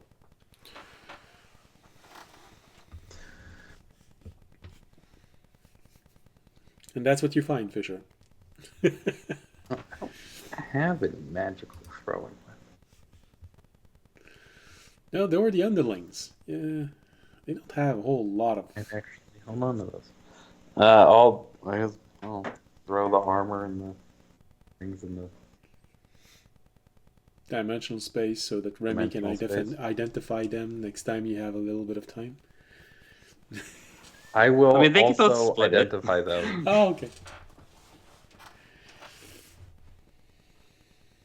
You know, but Remy likes doing this. He likes playing with shiny stuff. Yeah. I find it easier to learn what they are from the spell than from the game of charades that we have to play after. But you know what? As it so happens, Ramey's favorite game is not charades, because he has to What? play it his entire life. Understandable. It's not a game. Mm-mm. Not a game if it's your lifestyle.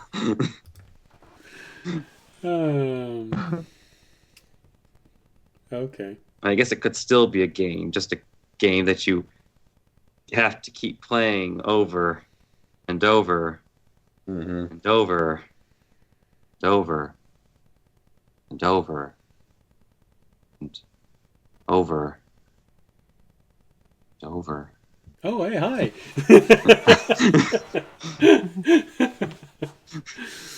Sorry, I lost myself Yeah. for a moment. You were just getting into character properly. All right. For the leader, Remy. Well, you find 16 magical darts, a cloak which looked magical, looks a bit like a cloak of protection, so it's probably that. Or you're gonna put it on and it's gonna eat your head and back. Ring of protection, probably. Or you're going to put it on and it's going to eat your finger. Studded leather, probably magical also. Less kidding me? curse magical studded leather armor. But who knows? You're going to put it on and it's going to eat your chest.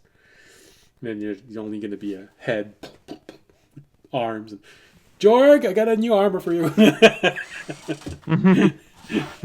Test it out. Remy. You have quarterstaff, which looks nice, Nice. probably magical. With a 30, looking on his body,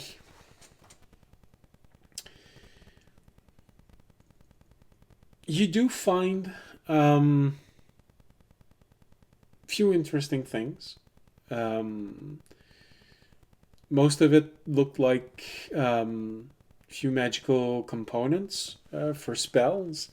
Although you also find what you think is spell focus. So maybe there were components involved in what they were trying to do. Maybe he was just carrying them for something else.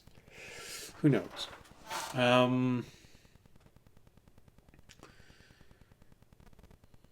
There is a small orb, roughly the size of a large stud marble. Clear, but there is a small, faint glow of energy at the center of it. Sort of like a radiant color, but very, very faint.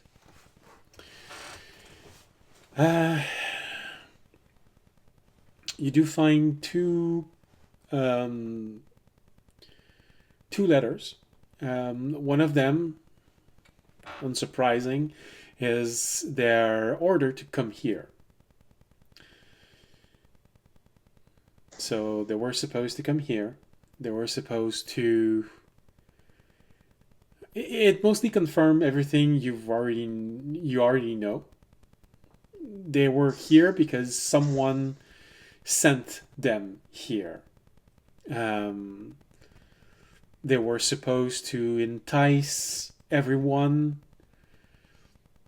to let their greed take over. So riling up everyone, making sure that everyone would be guilty, was part of their plan. Wow. The second letter does implicate that there was a second plan. It doesn't state who it is that sent it, but it does state that once the grove had been destroyed, they had to make sure that no one would go venturing inside.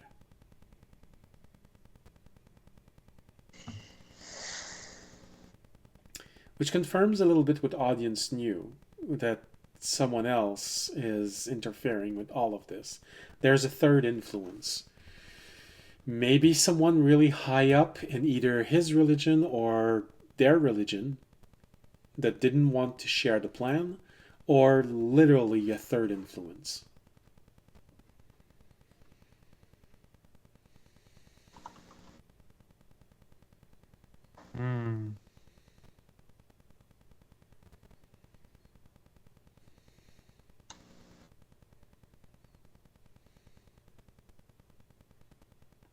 That's everything you found. All right, so I've missed the letters/papers. It's like, but I do also need you to tell me what the other stuff was because I lost connection. Oh, did everyone lose connection or just you? Just me. Okay.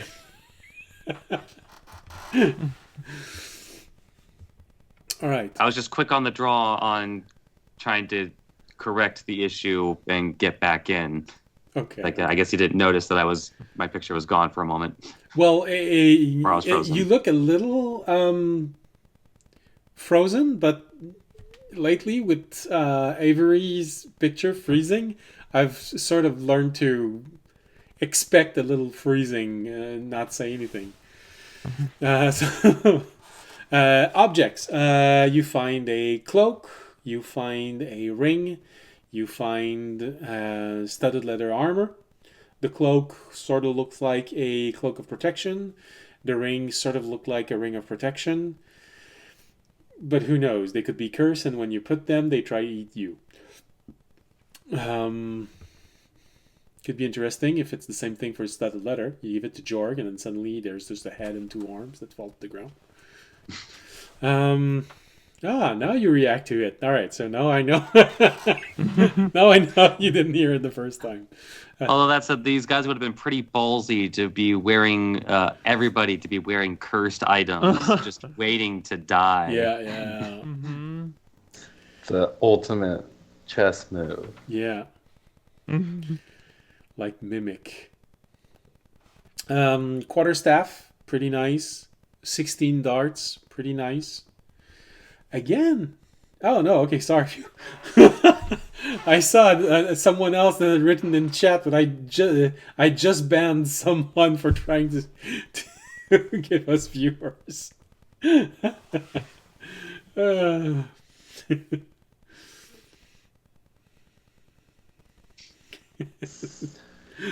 okay. +5 to charisma. Are you from the old school where plus went all the way to +5? I miss those times. Yeah, there were actually Ring of Protection that went all the way to +3. All right, so. Well, yep. I could also understand why they probably did not elect to return those items in this current edition. But yeah. All right. So that's for the objects. The scrolls. One scroll is a letter that confirm mostly what audience said everyone. They were sent here. It even confirms it a little bit more. They were sent here not only to entice everyone to just destroy the grove, but also push their greed so that they would let it take over. They would succumb to it. So in some way, they knew that by doing this, something else would happen. The second letter also confirms something that you've heard from audience when he was talking about what what he has learned. The second letter probably came after, and it states that once the grove has been destroyed, they should make sure that no one start visiting it. Yeah, that part I did hear as I was coming in. Okay. So the handwriting is a bit different. So it's probably not from the same person. And it does show that there is either a higher up, either in the audience's religion or in the hunter cult religion, that didn't want people to know, or that there is literally a third influence.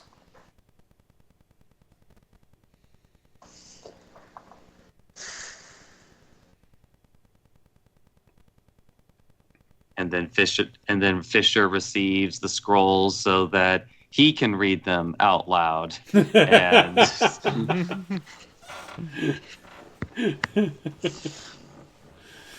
Why, thank you, Remy. It's like, yeah, read them out loud, everybody. It's like, unless Fisher wants to play charades. Remy, I'll allow you to make an investigation roll for this, to add maybe a bit of detail to something that you've heard, which I wouldn't be surprised if you don't remember it, but Remy, because of his memory, might remember it. Something that someone once said that might actually help in figuring out if it's someone higher up and on which side, or if it's a third influence. It happened after when you rescued Tobiyashi in the monastery.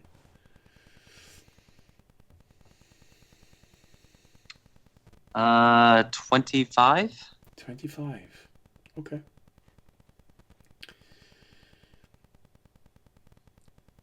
While Fisher is reading the letters and telling everyone about what's inside the letter and helping confirm what audiences already told you, it's nagging at you all the way through while Fisher is reading. Like there is this little thing that that you've heard at one point that could help. But when was it? But fortunately, when he says that it confirms that there is a third influence, you rolled exactly what you needed. And there's that little moment of realization. And it's something you can actually say to everyone, because it's something that was said. Fisher wasn't there when it happened, but Jorg and audience were, and Tobiyashi.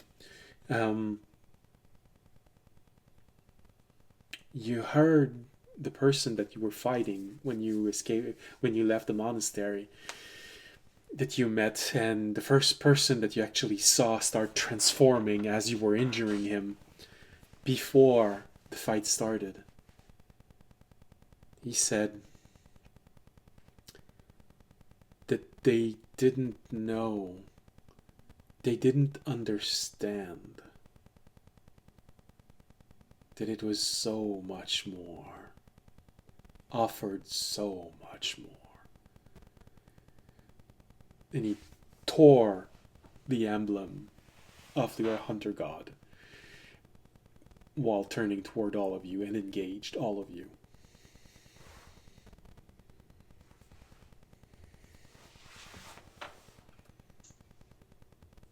Like, wow.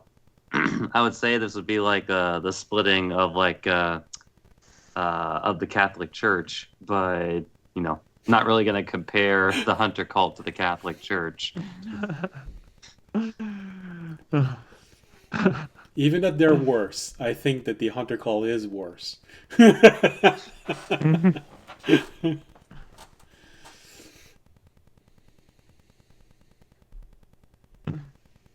So the advantage with what you just remembered is that it's something that Remy was watching. So you can literally just film the entire event with magical spell and share it with everyone. Movie time. Or you can go with charades. You know how much Fisher likes it.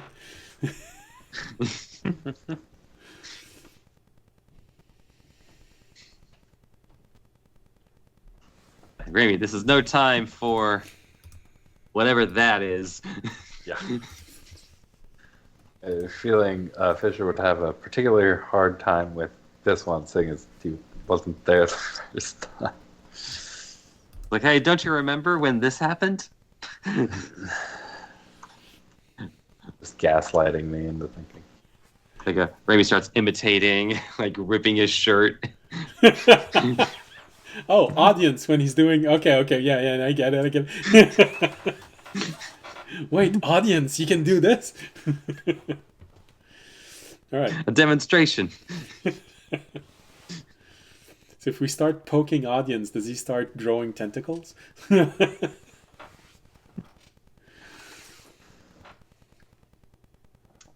right. Wow, I didn't think I was going to have to add that tag to the stream. Hold on. Like it was already here. All right. So Remy showed. Wait, when was this? Oh, that was when I was that. It was when you disappeared because you tried Yeah. to use the orb, and fortunately you just fell back from the sky a few days later. But you missed that fight. I think you wound up in the water too, unless I'm misremembering how that was. Like you wound up either in water or underwater. That's possible. Because I know that there's no danger for him to reappear underwater. I wouldn't mind.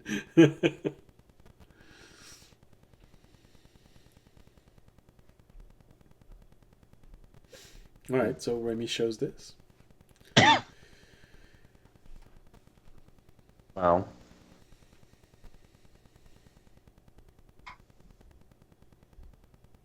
A lot are of we reaction. gonna?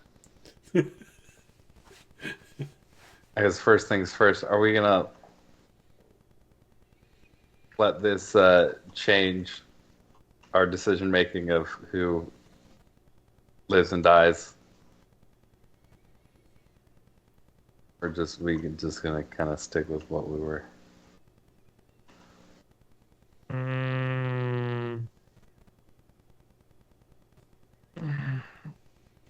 It. I Hey, think- what do you think? Knocks on Connie's wall. I mean, like, sure they were influenced, but they still, like, just because someone suggested you do something bad doesn't mean you're not responsible for doing the thing. Mhm. Well, I think it actually is worth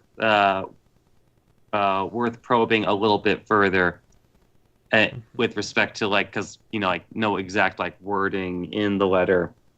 Is there any implication that maybe there also could have been other less natural influences as part of that greed bolstering process? Unless the suggesting is via suggestion. No, the way that the letter is worded, there even seems to be a level of contempt toward the villagers on how easily it's going to be achieved. You just have to push a little on one side and the other. Show that this neighbor is so much better off now that he's using the bounties of the grove. And he said most will fall in line with just a little bit of persuasion. And by staying there for a long period of time, they can probably have better effect with this.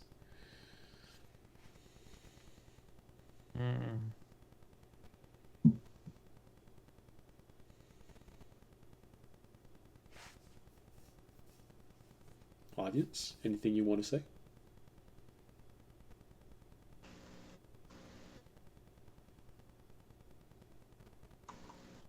Does he hear us?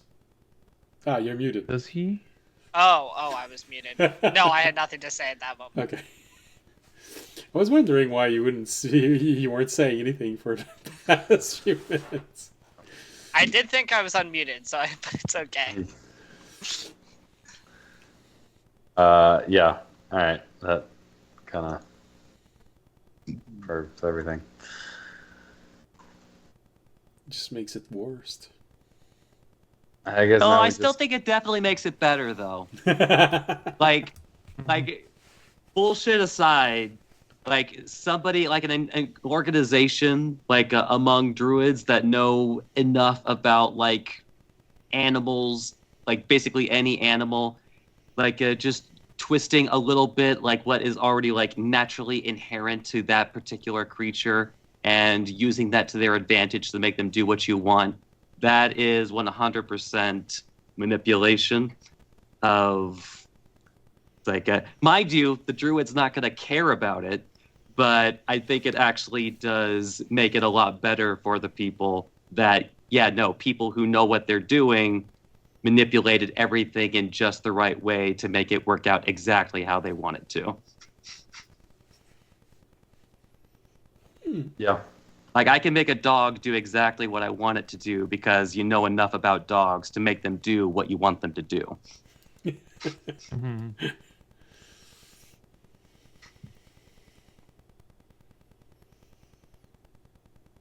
Fair.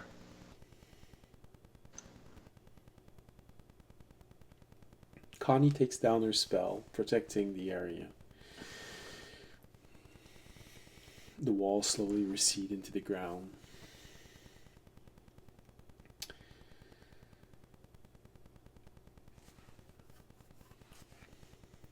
So, I guess now we're just kind of waiting until is that all night of them? times. It might be. I guess we could try and there might be one more, but we aren't sure. Alright, well, I hope you have a plan for everything that's gonna happen. She looks around. Looks like this place is really gonna go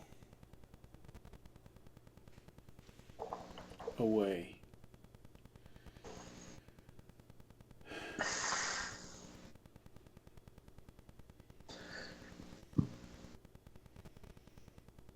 Yeah. She looks at you, Fisher, for a moment. And says, I know you might be. I know your type may be interested in trying to study what the snow is, but I wouldn't. I kind of figured that,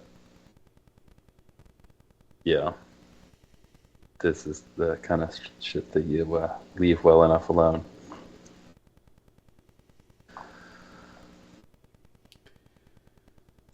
Right.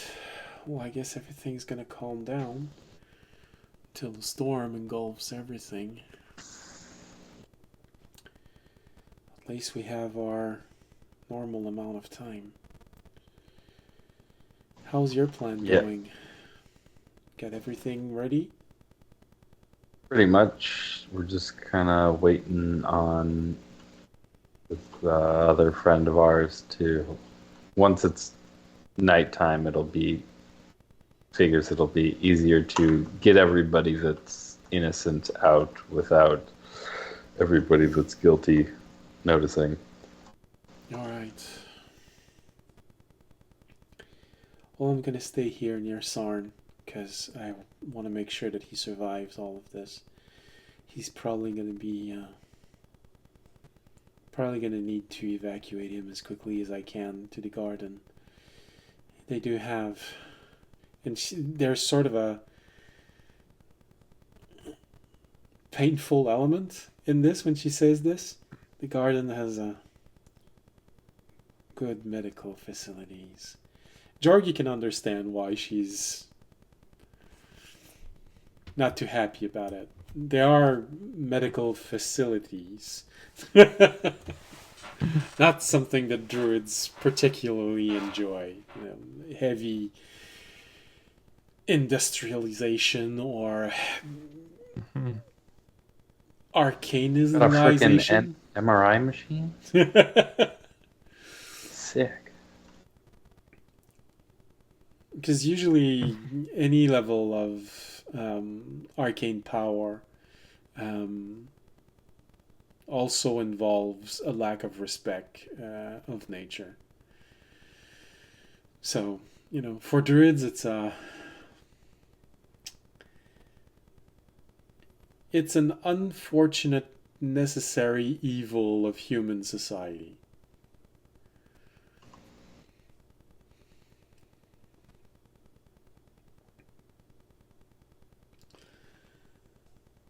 All right, well.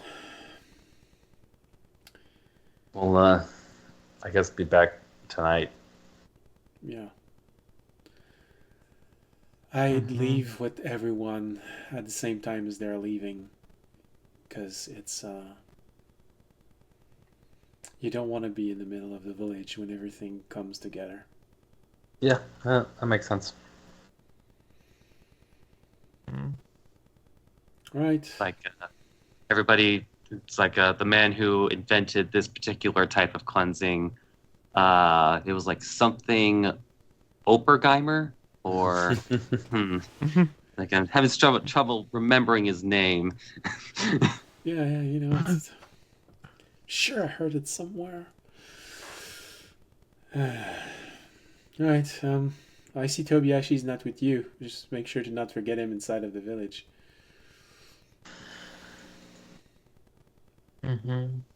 Yeah, I mean, he's with the other guy that's helping us get everybody out, so. Okay. Just in case Raimi will call his husband. What? Because the nature gods seem to be speeding up.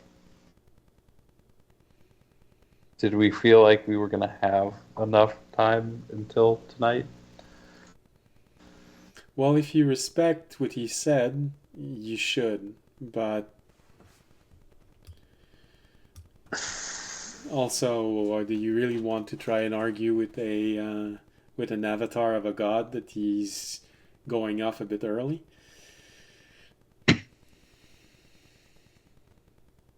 I mean, how much action does a god really get? All the action he wants. Do you have any idea how many humans would give one leg to spend the night with an avatar? Well, I can also name a number of individuals in Greek and Roman legends. It's like whose lives definitely got worse because a god put something in a place they probably shouldn't have. Details. You mean that's the entirety of Greek mythology?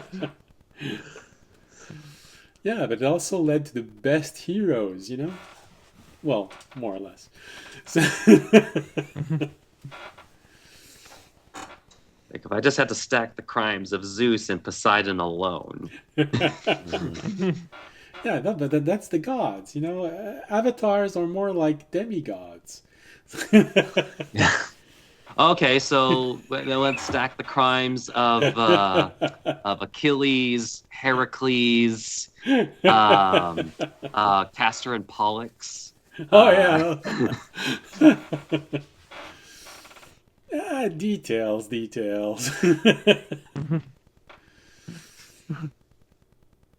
are our heroes, by the way. These are the good guys. Imagine the bad guys. All right. So, you head back to the village. Oh, no, that's right. You called Tobiashi first. So, Tobiashi answers. He's chewing something. Well, he's not chewing the scenery, so. Oh, Ba-da-ba-ba-da-ba.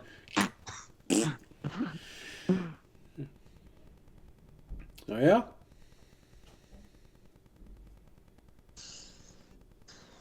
All clear.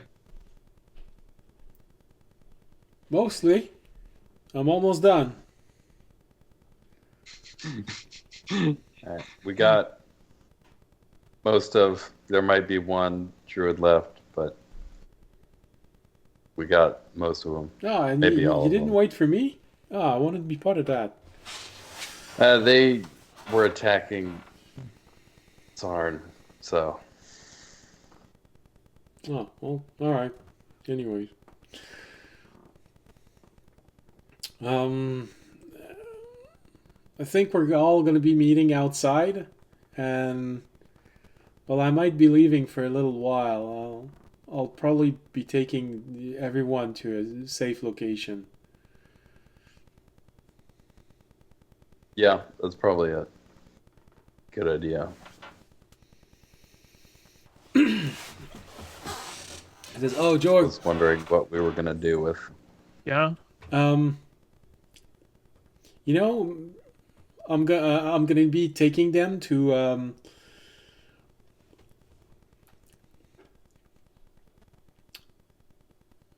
the place where we made plans.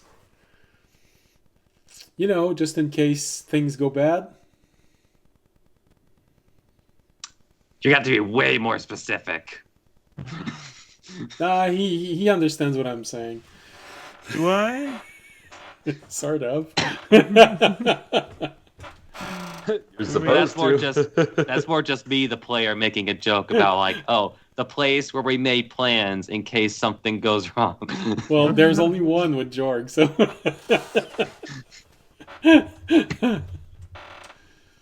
Where did we make plans? Jorgen, Toby making. Yeah, there's only one moment in the entire Buddy story human where plans. Jorg and Tobiashi made plans.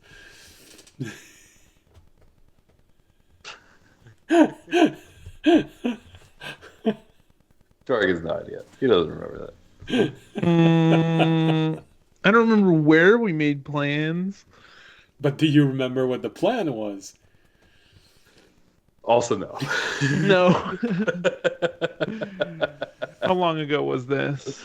Right before Here's you, what. right before you left for the penal colony islands. Oh. Before you disappeared for half a Oh, year. geez, that was a long time ago. Yeah, but do you remember what you did before you left? You went to a place with Tobiashi.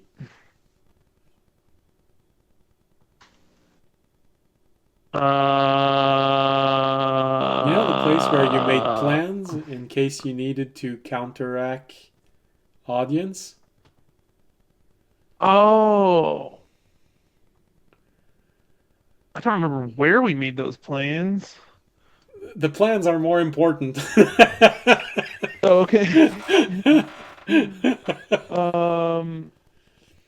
forget what the plan was too. I remember vaguely about having to being worried, doing that. But I remember it with that Colosseum where we had that big battle. Yes, it happened at one point. Mhm. All right. That's not where the okay. Well, I'll have to ask Toby was later like- on that. 2.5 years ago, real time. Yeah. All right. Well, you'll call him again after. Mhm. Um, so you remember that you went to a monastery Mhm. because you wanted to make a rebellion in case audience got out of hand? Mm. Yep. Yeah. Sam remembers.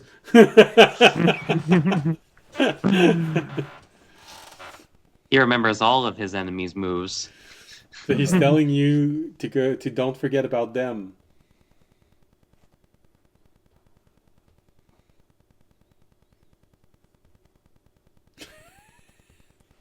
Yeah, so That's what he's going to tell you when you call him back. yeah, don't forget about our plans that we made. Yeah. Well, I was in that nature shard for so long. I'll have to ask him directly what the plans were. Okay. I didn't speak English for like a million years, or like. Just a few years. Mhm. So what he's going to tell you is going to refresh your memory that you made plans by going to a monastery and warning them that audience's religion may actually be a religion founded by a bad god. So he was trying to rile up, or at least get the loyalty of every monastery in the island chain, so that he would have Oh, armies to oppose audience in I case remember that audience that. decided to lead the charge with armies from his own cult. Hmm. So don't Right. forget the plan. Yeah, yeah. Now I feel like audience can be in on that plan. Well, you can tell him when you get back to the garden, because that's probably Yeah. when you decided to call Tobiashi and learn this. And now you're gonna have to decide once you're at the garden if you want to share that information with audience. Okay. So this is after when we're done with Yeah, the yeah. mission. When you're gonna be Yeah. calling Okay. Tobiashi back. I'm just making sure that you remember. Yeah. And you can take note to remind yourself to talk to audience next session. Hmm. All right. So, with everything done, you go back to the village.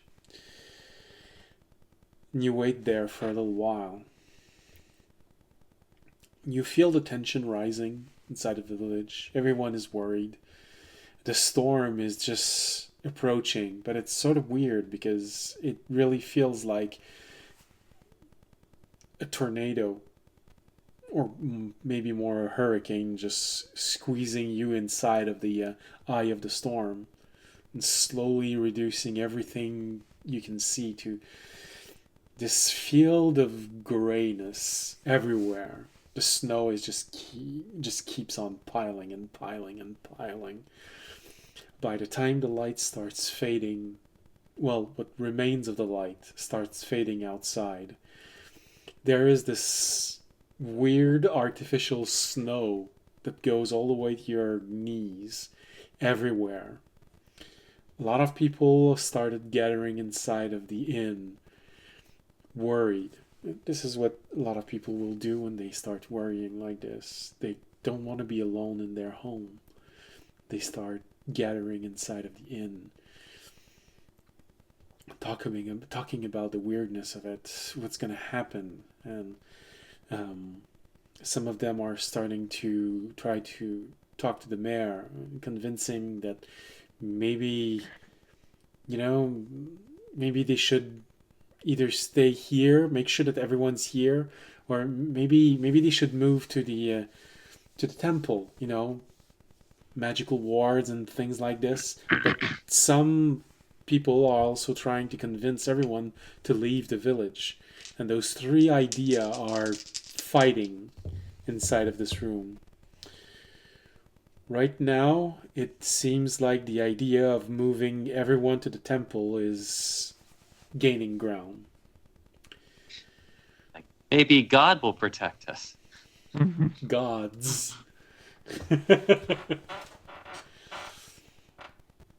Yeah, we should go tear down the stuff from the hunter god and stuff in the temple. Or do they have anything from the hunter god in the temple? Or we don't have to Can't tear remember. down anything. It'll get Yeah, but it'd torn be down. cool and feel good. I Good think- point. Yeah. Yeah, it's gonna be way more gone than what we could do to it tomorrow. Mhm. True.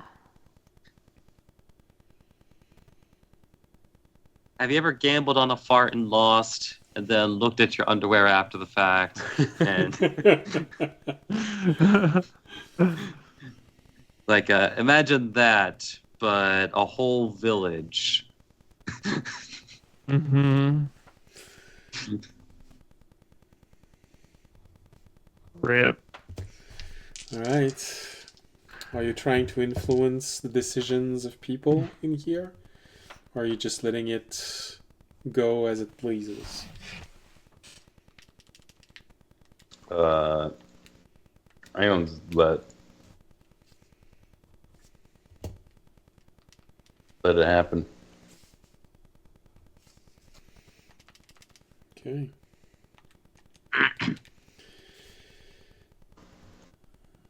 As time goes by and night is starting to fall slowly, a lot of people are huddling up, and the idea of moving to the temple is slowly winning.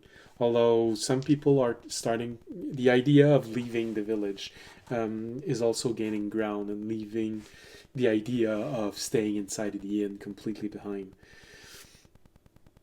Everyone is starting to pack up, take whatever they can, gather their children.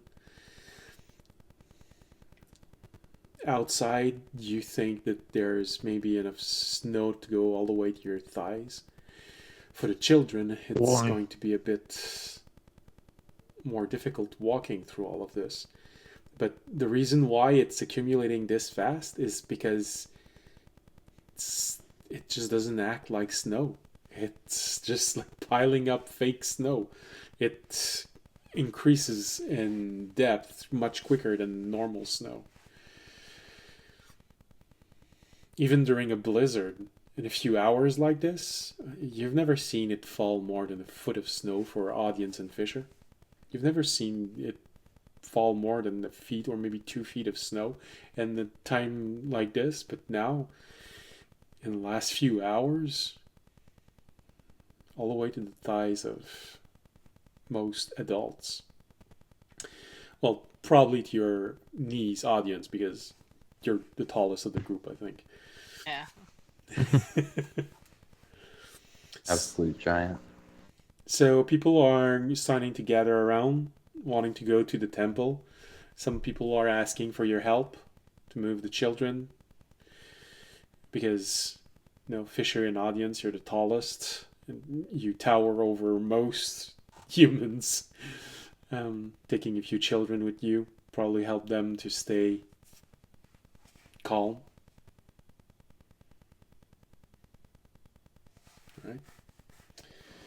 Sure, I'm gonna put Terry back in his box first. Where he's not gonna weird out people. Yeah, And put Terry back into the box. one Terry's on my shoulder and giving some kid a piggyback ride, and they just grab it. Hey mom, look what I got! I found something weird on the on the machine. Immediately gets disintegrated. It was gonna get disintegrated either way. Yeah. No, the kids aren't. That's the whole point. Oh yeah. Because they're It's just going to be an army of orphans that Toby is going to take to a monastery so they can train to fight against Audience's religion. maybe the oldest, but not the smallest. But you're not wrong about this. Even the youngest can throw a grenade far enough. But you're not See, wrong. they got to go to a monastery where they can learn the inner peace stuff. Otherwise, it's just going to be a whole bunch of rogues. And nobody needs that. Rude. But true. So you helped everyone and they moved to the temple. When you leave outside, it's much worse than what you remember. Because the storm shutters were closed on the inn. You couldn't see directly up or very far. But when you leave, it is so much worse. It feels like you're in the middle of a blizzard. Visibility is probably down to less than 100 feet in every direction, including up. The wind has picked up drastically. The heat outside. It feels like you're in the middle of a heat wave during summer. but the snow is everywhere. Everyone is immediately worried, and they all rush to try and get to the temple.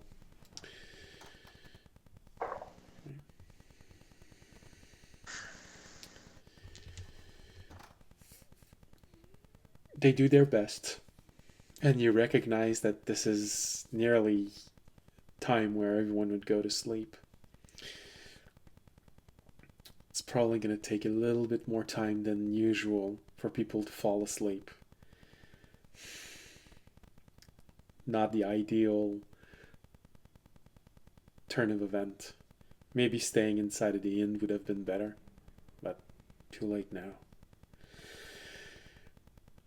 But the population seems to be happy with this. The moment they enter the temple, they sort of feel slightly safer. Like, okay, this is a sturdier building, it's made out of stone, and so many gods are watching over us.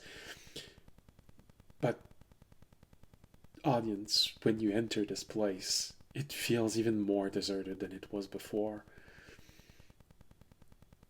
It almost hurts when you hear everyone saying the gods will be watching over us here, because you know that most god probably stopped watching this place.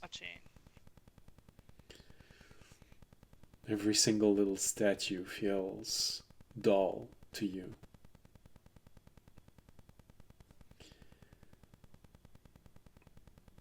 It takes some time because everyone is worried.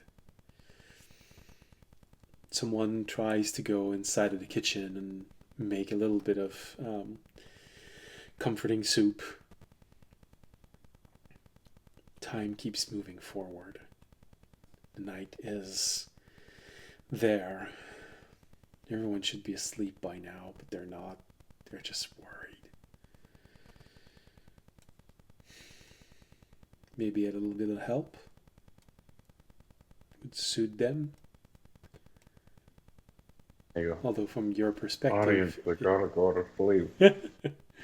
From your perspective, it's probably more like helping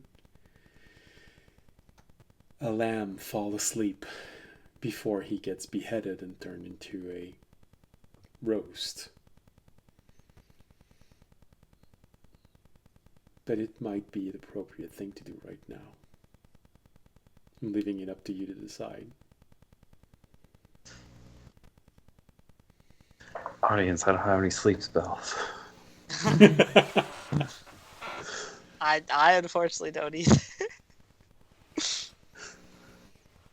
I have. I'll calm them down, someone. Okay. Promise them they'll be safe. Lie to your people. Audience will start to tell a story, like a soothing, like bedtime story about like a brave knight or something that like rescues children. I'll have Frail help comfort the kids too. There you go. Everybody likes the therapy dog. All right, then in that case, I will allow audience to roll persuasion with advantage. Okay. Fuck yeah. I am going to roll. Where's persuasion? 24. Okay. If you rolled a 1, I would have said that Remy tries to help you, and in case instead he just puts out picture of what it looks like outside and starts freaking out everyone. But fortunately, that's not what happens. Frel does his best, and he goes around and nuzzle children. It helps the parent to calm down a bit, seeing that their children is their children's are feeling a bit more calm. Your story inspires, makes them feel like there's always hope. Everything's going to be fine. It's just a question of weathering out the storm, outlasting whatever is happening outside. Some parents even come and thank you, audience, for helping the children feel more at ease. And they tell you how much they'll always owe you for helping them in this moment of need. Yes, your children will be safe.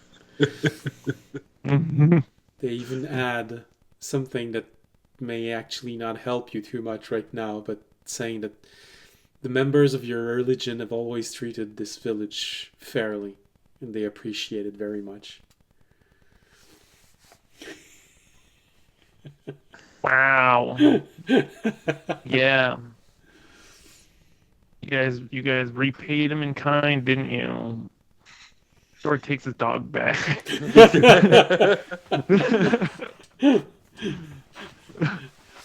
No, he won't, but he'll be yeah. It is well past midnight when first few people start falling asleep in the room. The wind outside is howling, and a lot of people are worried, but thanks to what you did, audience, thanks to Frel, people are one by one starting to fall asleep. The priest is maintaining some sort of warmth with a spell in the middle of the temple.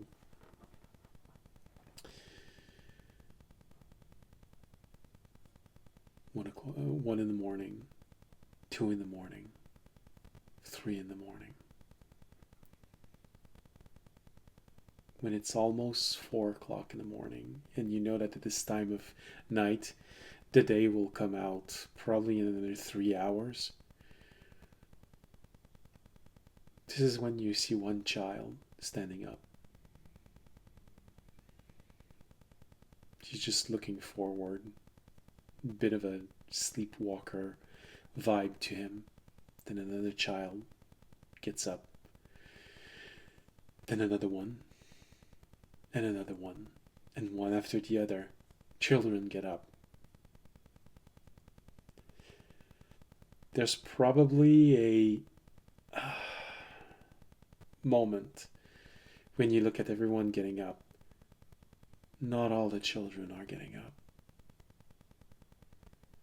A handful of adults are. You can count them with your 2 hands. 5 or 6 at most. Maybe 2/3 of the children are standing up. You notice a few of the children going to where toddlers are and babies, and a lot of the children are taking their brothers and sisters that can't walk yet with them.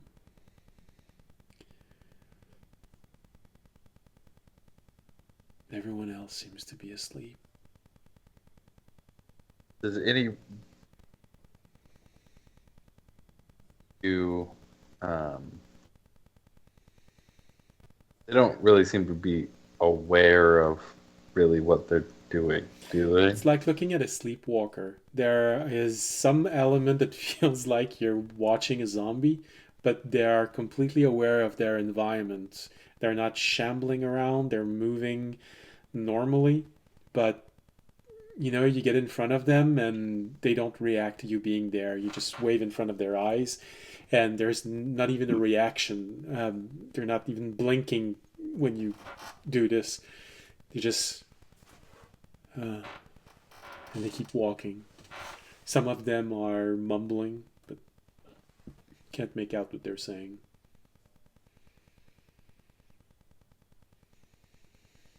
Barney is a dinosaur from our imagination.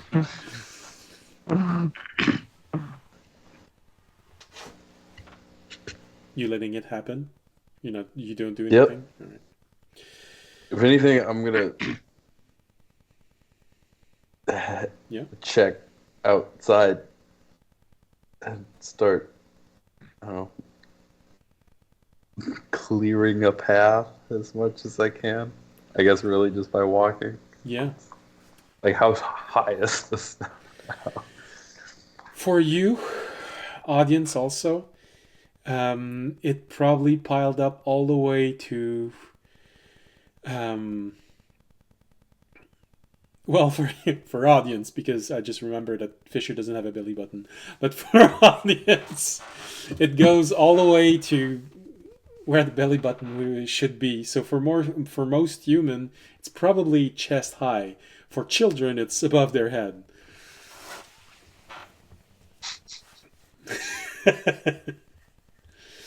The wind is howling outside. It's completely gray. You look up, and it's the only place where you can actually see in the direction. Um, well, Remy you and audience would be able to see in front. The visibility is literally down to 30 feet. After that, it's just gray everywhere. It really feels like you're in the eye of a tornado right now. You see the wind in the distance. It's moving so fast. It's like a wall of wind. Sorry. Remy, you've never seen anything like this before. I mean, you've been in a storm, waiting for something before, but this is unsettling. You've never seen snow that doesn't melt. You've never seen snow that is piled up higher than you are.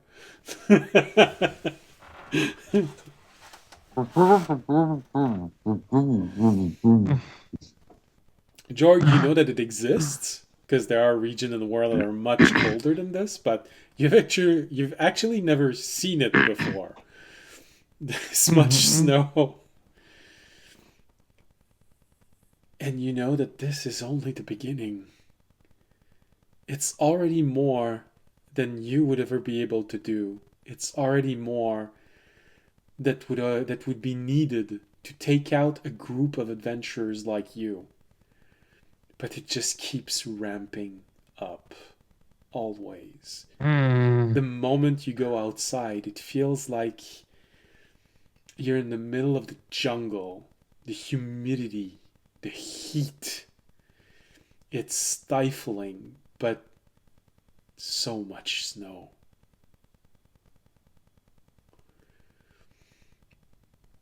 And I guess I'm gonna try and start, just like marching a path through the snow. One child grabs your hand, Fisher, and points you in the right direction. I'll pick him up and put him on my shoulders. The child gives you a wink that feels more like an adult is giving you a wink. Yeah, that tracks. Still unsettling, though. You see this long trail of children walking behind in a single straight line. Where is Jorg, audience, and Remy as this is moving forward? Are you next to Fisher? Are you at the back of the line, on the sides, mixed in with the line? Back of the line, probably. Stay behind in the temple, you just want to I'd see probably this. be mixed in. Probably mixed in with the line. And Remy stays at the temple, just want to record this for posterity.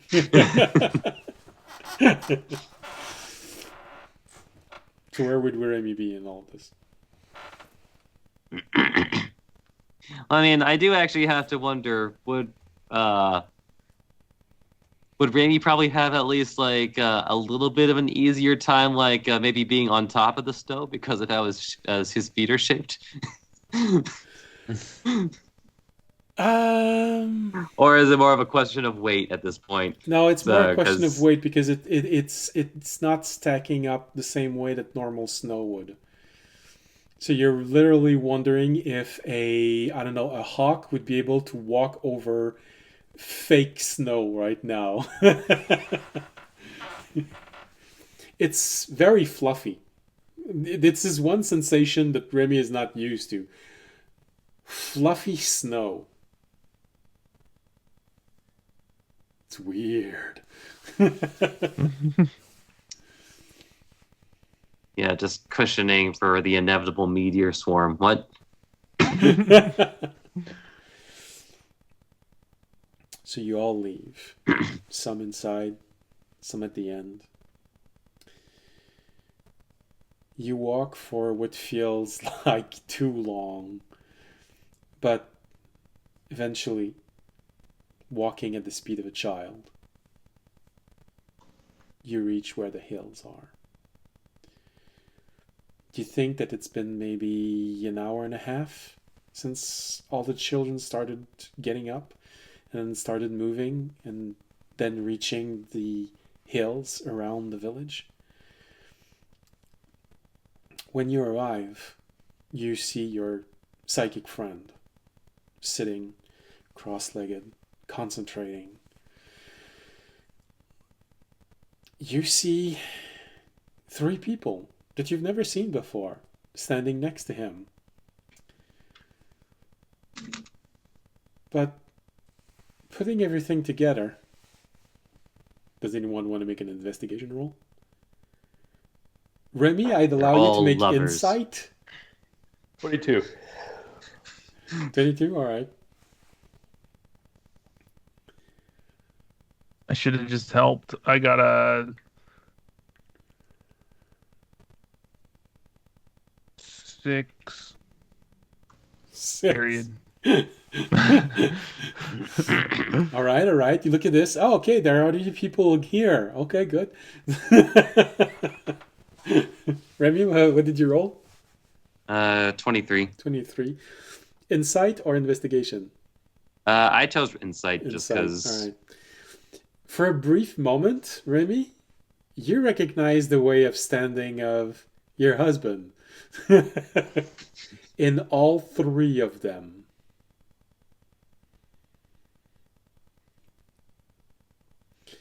Fisher, you have this brief moment of acknowledgement.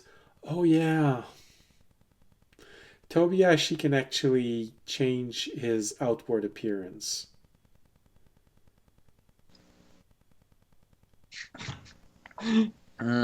So Tobiyashi ate enough food so that there could be 3 of him, and then they all changed how they looked. So that they would mimic some people of influence from the village, helping reassure the children.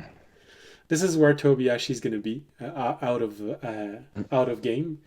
He's going to be helping reassure everyone, take on the role of a few survivors of the village, and he's going to go and take all of these children to a monastery where they're probably going to become monks. So we're up to 3, 4 additional Tobiyashis in the world if we exclude the one that was put out like over 1,000 years ago. So we know it. Yeah, exactly. That you know of. All right.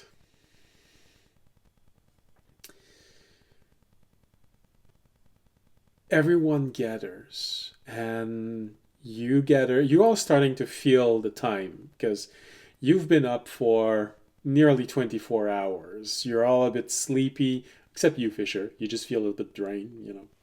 Mm-hmm. You all start feeling a little... A low battery warning. Yeah. In the middle, in the corner. I mean.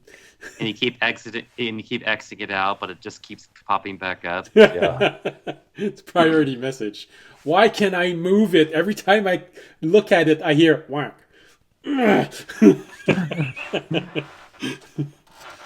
Get just smack dab in the middle of my vision. You turn to audience. I can't move it. I can't minimize move it. it. Slap me. Maybe it's gonna go away.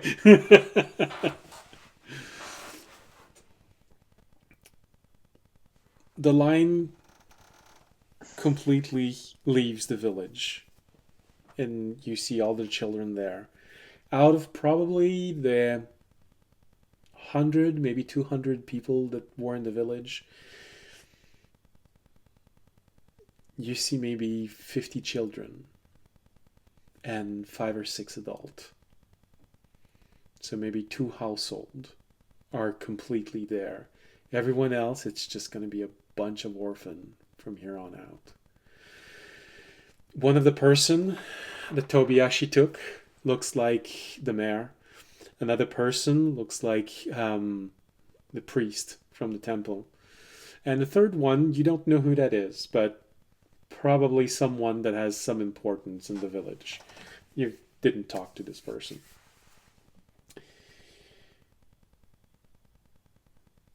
Then, finally, as you're all slowly having trouble staying awake, you feel a rumble in the ground. You start seeing lightning in the clouds. And suddenly there is this burst of energy where Connie is supposed to be. It just erupts going upward like a well, like an old geyser, but of energy. And all of that power comes out and starts coalescing into a huge entity. You recognize elements of animals inside of that entity. The head probably looks like a mix between what you think might be a lion head, but with huge antlers. Antlers that feels a bit like the antlers of a stag, but it's enormous. The body itself maybe looks like, you want to say, an elephant upright. The arms and hands of this thing looks like that of a huge gorilla. You can't see the feet from where you are, but you remember how all of the vines had grabbed the base of Sarn. And this is when probably Remy, because he has a good passive perception, and the storm is not helping, but it feels like when you look at its waist, it has a robe. Or maybe just the skirt of the robe, made entirely of the vines. And you hear this roar that resonates through the entire area. The ground shakes, the air itself seems to vibrate. And you start hearing screams from inside of the village.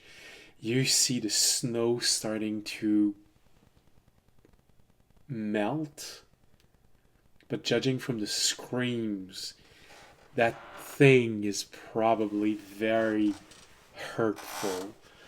You see people trying to leave the dome inside, because right now the storm is clearing. You start seeing further and further away, and when your vision allows you to see the temple, you see everyone leaving the temple screaming in pain. This is when you realize the snow has started to melt into acid. The entire village is covered in acid. Buildings are starting to melt. The temple itself is coming apart. People are screaming, asking for help from the gods. And this is when a voice, more powerful than anything, that reverberate. You feel it inside of you, even you, audience. You feel it inside of you, even though you don't pray to any nature divinity, but it feels like the voice is coming from everywhere all at once. You hear the voice of the entity saying, "You were all warned of this. You were all told to not come into the grove. The bounties would grow greater every summer, but you couldn't wait. You can't make out what people are saying, but they're screaming. Some people are trying to answer things. It's just completely overshadowed by the screams of pain as some people fall to the ground, melting, dissolving with whatever that snow was made of. You were greedy, just like all of your species.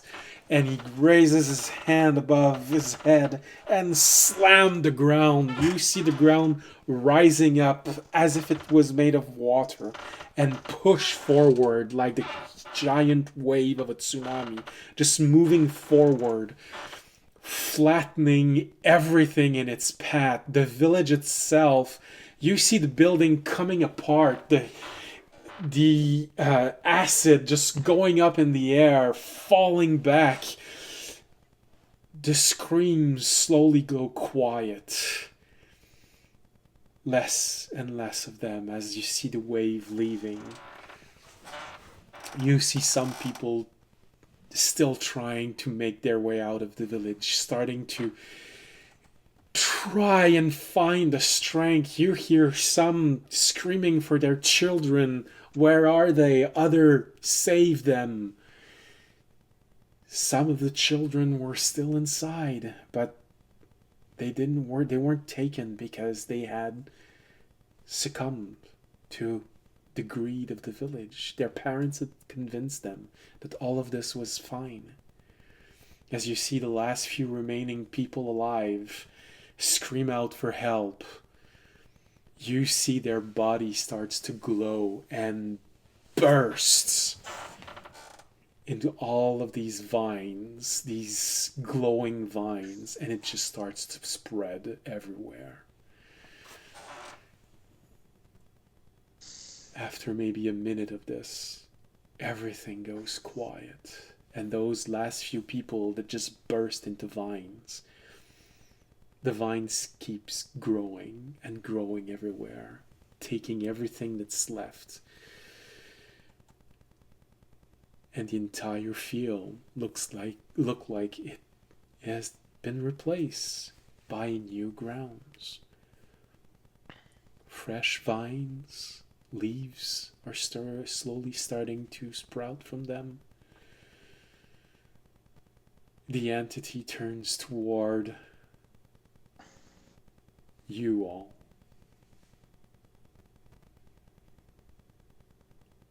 You hear its voice saying,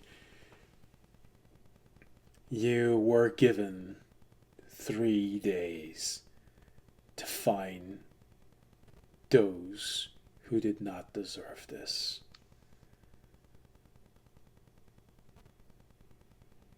And it seems you have succeeded.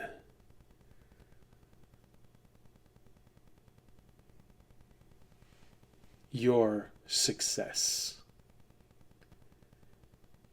is the only thing that saved them."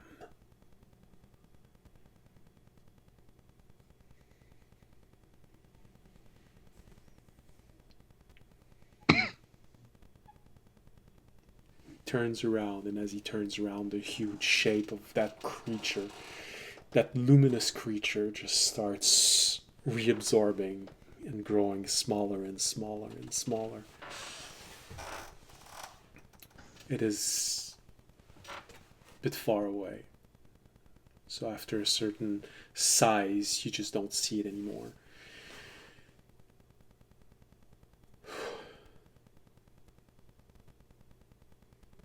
If you didn't know, you would say that there never was any village here. It's just ground, vine. You know, maybe it used to be a vineyard, left rampant. Please, that's what it feels like when you look at everything there. There aren't even bones. It's just gone.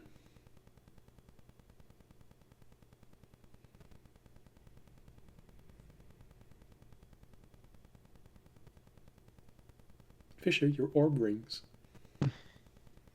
He jumps. Oh, shit. Answer it. It's Connie's voice. Is it gone? You hear in the background the voice of Sarn. He's speaking in his own language, rather aggressively. You'd recognize this. Well, maybe not you, Fisher, but audience would probably recognize this more than any of you. You know when that best friend of yours decides to surprise you one day, you arrive home and he says, "Oh, I need a place to sleep. Mind if I stay?" You say yes, and in the morning you realize he just raided your fridge. It sounds like that's what he's yelling about. Probably It's trading food. Probably toward the god. You know it's never severe because it's your best friend, so you're gonna forgive him, but doesn't change the fact that you're mad at him for a few moments. You think he's mad at the god for a few moments. Oh, well.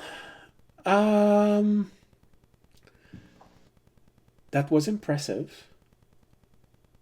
Sarn is alive, but I think he's still gonna need a little bit of rest. Because he still looks sick, but he just looks well enough to yell after a god. Yeah, it's probably the adrenaline. Right, probably. I'll get him to the garden as soon as he calms down. What about on your side? Everything go well?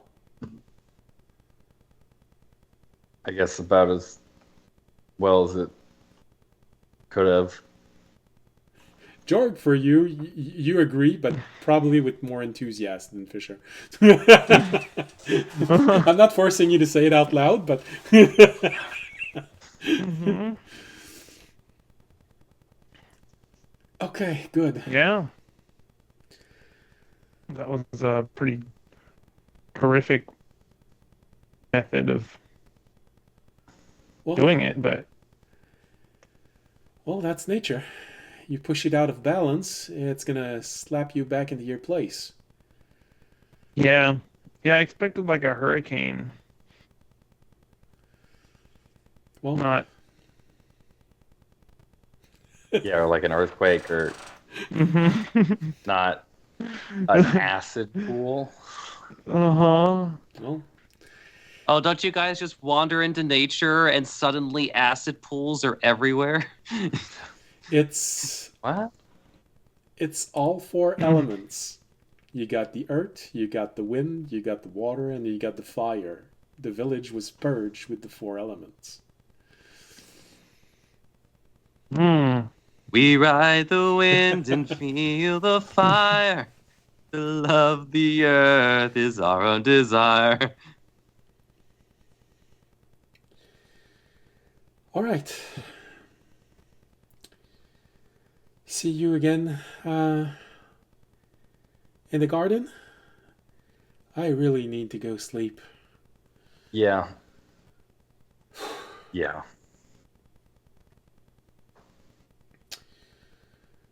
All right. I think I'm going to use the orb. I don't feel like walking all the way to Otanel. Thanks for giving us the time. Well, anything I can do. Didn't expect that to be what would happen. But the alternative was everyone died in this, so at least now there are at least a few survivors.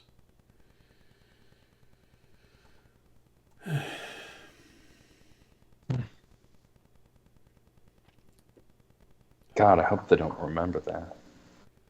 I'm assuming they don't. Well, they all look a little zombie right now, still looking forward. Yeah. But for some reason, they're going to be having night terrors for the next 2 years. Yeah. All right. Well, see you back at the garden. Sarn, calm down. You just hear Sarn screaming in his own language. I don't understand a word, and the orb cuts there. Audience, from deep inside of you, you don't know where it's coming from, but you remember that moment. You know that moment that you heard from the future? Okay, yep. You remember the voice of Amiali screaming and ending abruptly as if she had been erased from existence. Now, before the memory fades forever in your mind, you hear one additional voice. You hear Sarn's voice saying, "Go, I got them!" And the memory just fades away from your mind. Alright. Well, that's good. We made progress.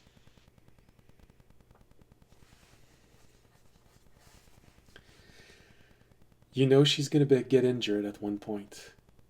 But because of what you did, you know that Sarn will be there to save her.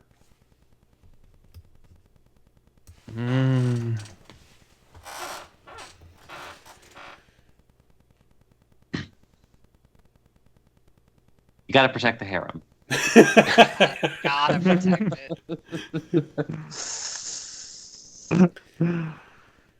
Priorities. All right. As you all take in that and you wait a few moments to see eventually the children start to come out of their stupor and your psychic friend just...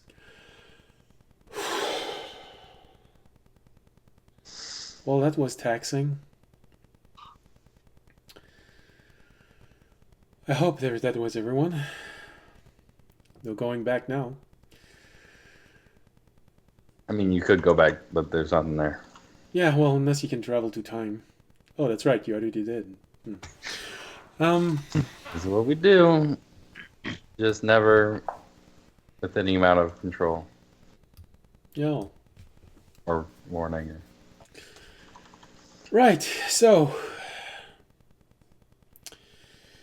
he looks at all of the children and some of the adults. All right, everyone, listen up. Here are some other survivors of your village that didn't get just phased out of existence in the middle of the night. They're going to help you rebuild as best as you can. I'm so sorry for everyone who lost someone, but that's just how the world works sometimes.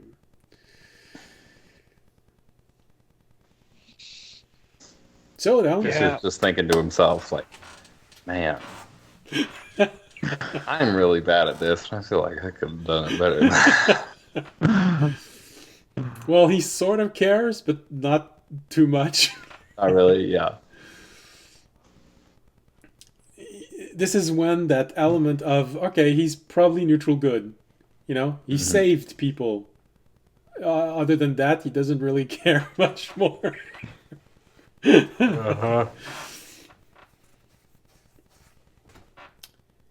He looks at all of you a brief moment. You see Tobiashi's gathering everyone and start explaining to them that they're going to go in this direction. They know a place where they can resettle and at least have a good life. Your psychic friend says, well then, that was kind of fun. Maybe not do this too often. Good luck. Hope you succeed in your quest. I have a feeling that it's going to be important that you do. He looks at you, audience. His audience. you do know that your plan, as it is right now, it's not going to go well. Your plan to attack the penal colony all the way to the north. You understand why it's not going to go well, right?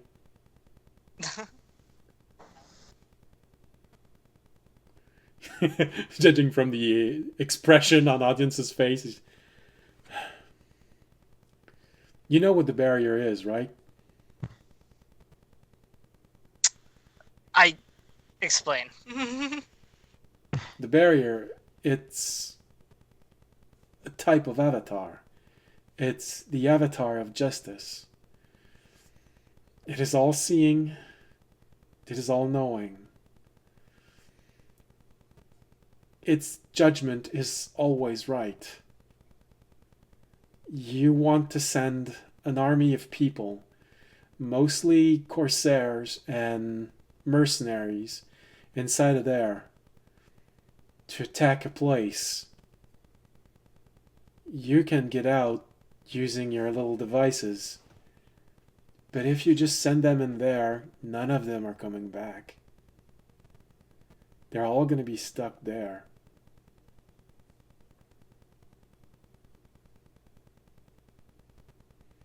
I don't think that the garden is going to be willing to teleport out so many people.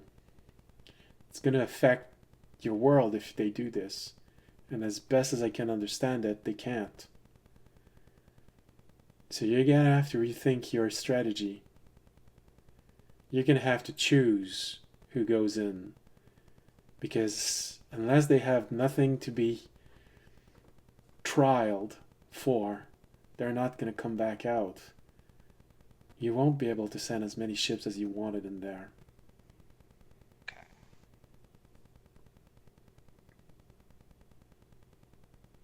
Only the greatest paragon of virtues are going to be able to follow you in there and leave by themselves.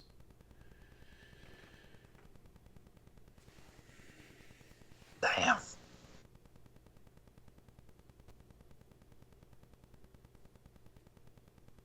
He's got a point.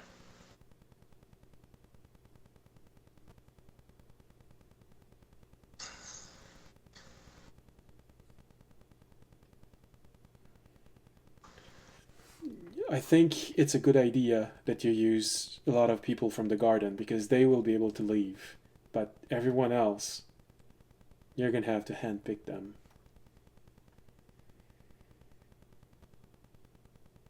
Okay. Well, on that note and pleasant thought, I'll leave you to your things. Oh, before I forget, he takes a piece of paper out. Here. Tobiyashi just left, and he's not going to be back for a while, but just in case he goes back to the garden, maybe one of you should do this in the next week or so. And he hands you all a piece of paper. I don't know who takes it. There's a ship currently docked at Otanel. It's a trader of sort. The emblem will match what is on the piece of paper that I've just given you. If Tobiyashi wants his branch, just go there before he leaves, and just tell him that he's there to collect on Maple's debt. He's gonna know what that means. If he still wants that branch, he's going to be able to give it to you. Appreciate it. All right. Well, good adventure and successful one, I hope. Because I feel like a lot of people are going to die if you're not successful. Yep. Farewell. Yeah, it sounds like it. And if you ever need to, he takes one step and just, if you ever need my help again,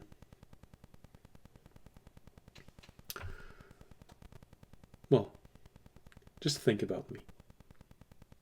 And he starts walking again.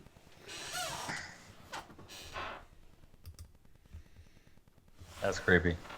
Mm-hmm. All right, I've got nothing else to say. If you want to end it there, or if you want to at least, or back to the garden, just make sure that you're safe for a good night of sleep. Lord, back. Or you could decide to Yeah. walk all the way there or sleep here right I think now. Fisher just fully just falls backwards. All right.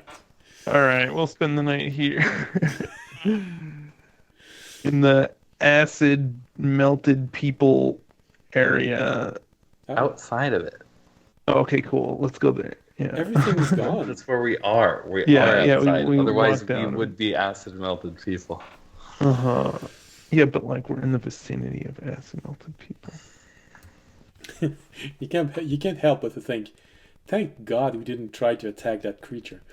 That would have gone really poorly in the beginning if you decided to go against it. All right.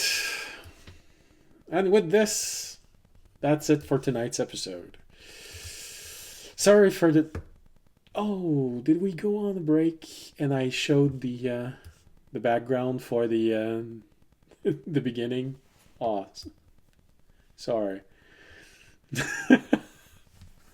I didn't notice. All right, so thank you for being here tonight. Thank you for watching this. Hope you enjoyed, audience, pulverizing an encounter by doing one more points of damage than was needed.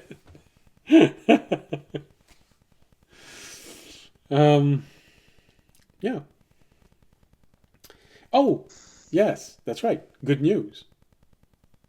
I promised, and I would. And I did. I promised one thing that when you ended this quest, and you just ended it, meaning that by the time that you come back next episode, you are all level 12. Hell yeah. Let's go.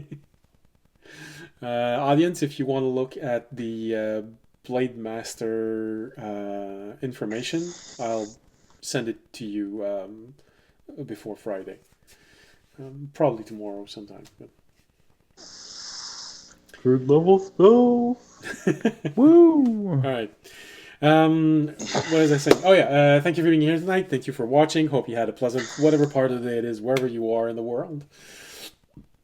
If you want to help us, help the channel, sorry, it's always possible to do so. You can follow us, leave a like, leave a comment. We got Twitch, we got YouTube, we got X. You can also support the stream by making a donation, becoming a Patreon, subscribing on Twitch. But if you want to do even more, or you can't do any of the first two, but you still want to help, there's a very free thing you can do. It's mostly effortless, that helps tremendously, and that's spreading the word of the channel. Just like our new speaker. Dungeon. Hope I pronounced that properly. Thank you for saying something in the chat today. Sorry I didn't see it the moment that you said something. Yeah, that's everything I could say. All right. Sound of crackling fire. That's how we always end today in the episode. And with this, thank you. See you next week. Oh yeah, remember, you can watch the rebroadcast on Friday if you missed it. And I promise I'm gonna put the right screen on for the break. And if you want to be there tomorrow, when we finished our current map, Thursdays, it's map making stream with me. And that's it. As always, thank you for being here. See you next week, and stay safe and stay healthy. Good night. Good night.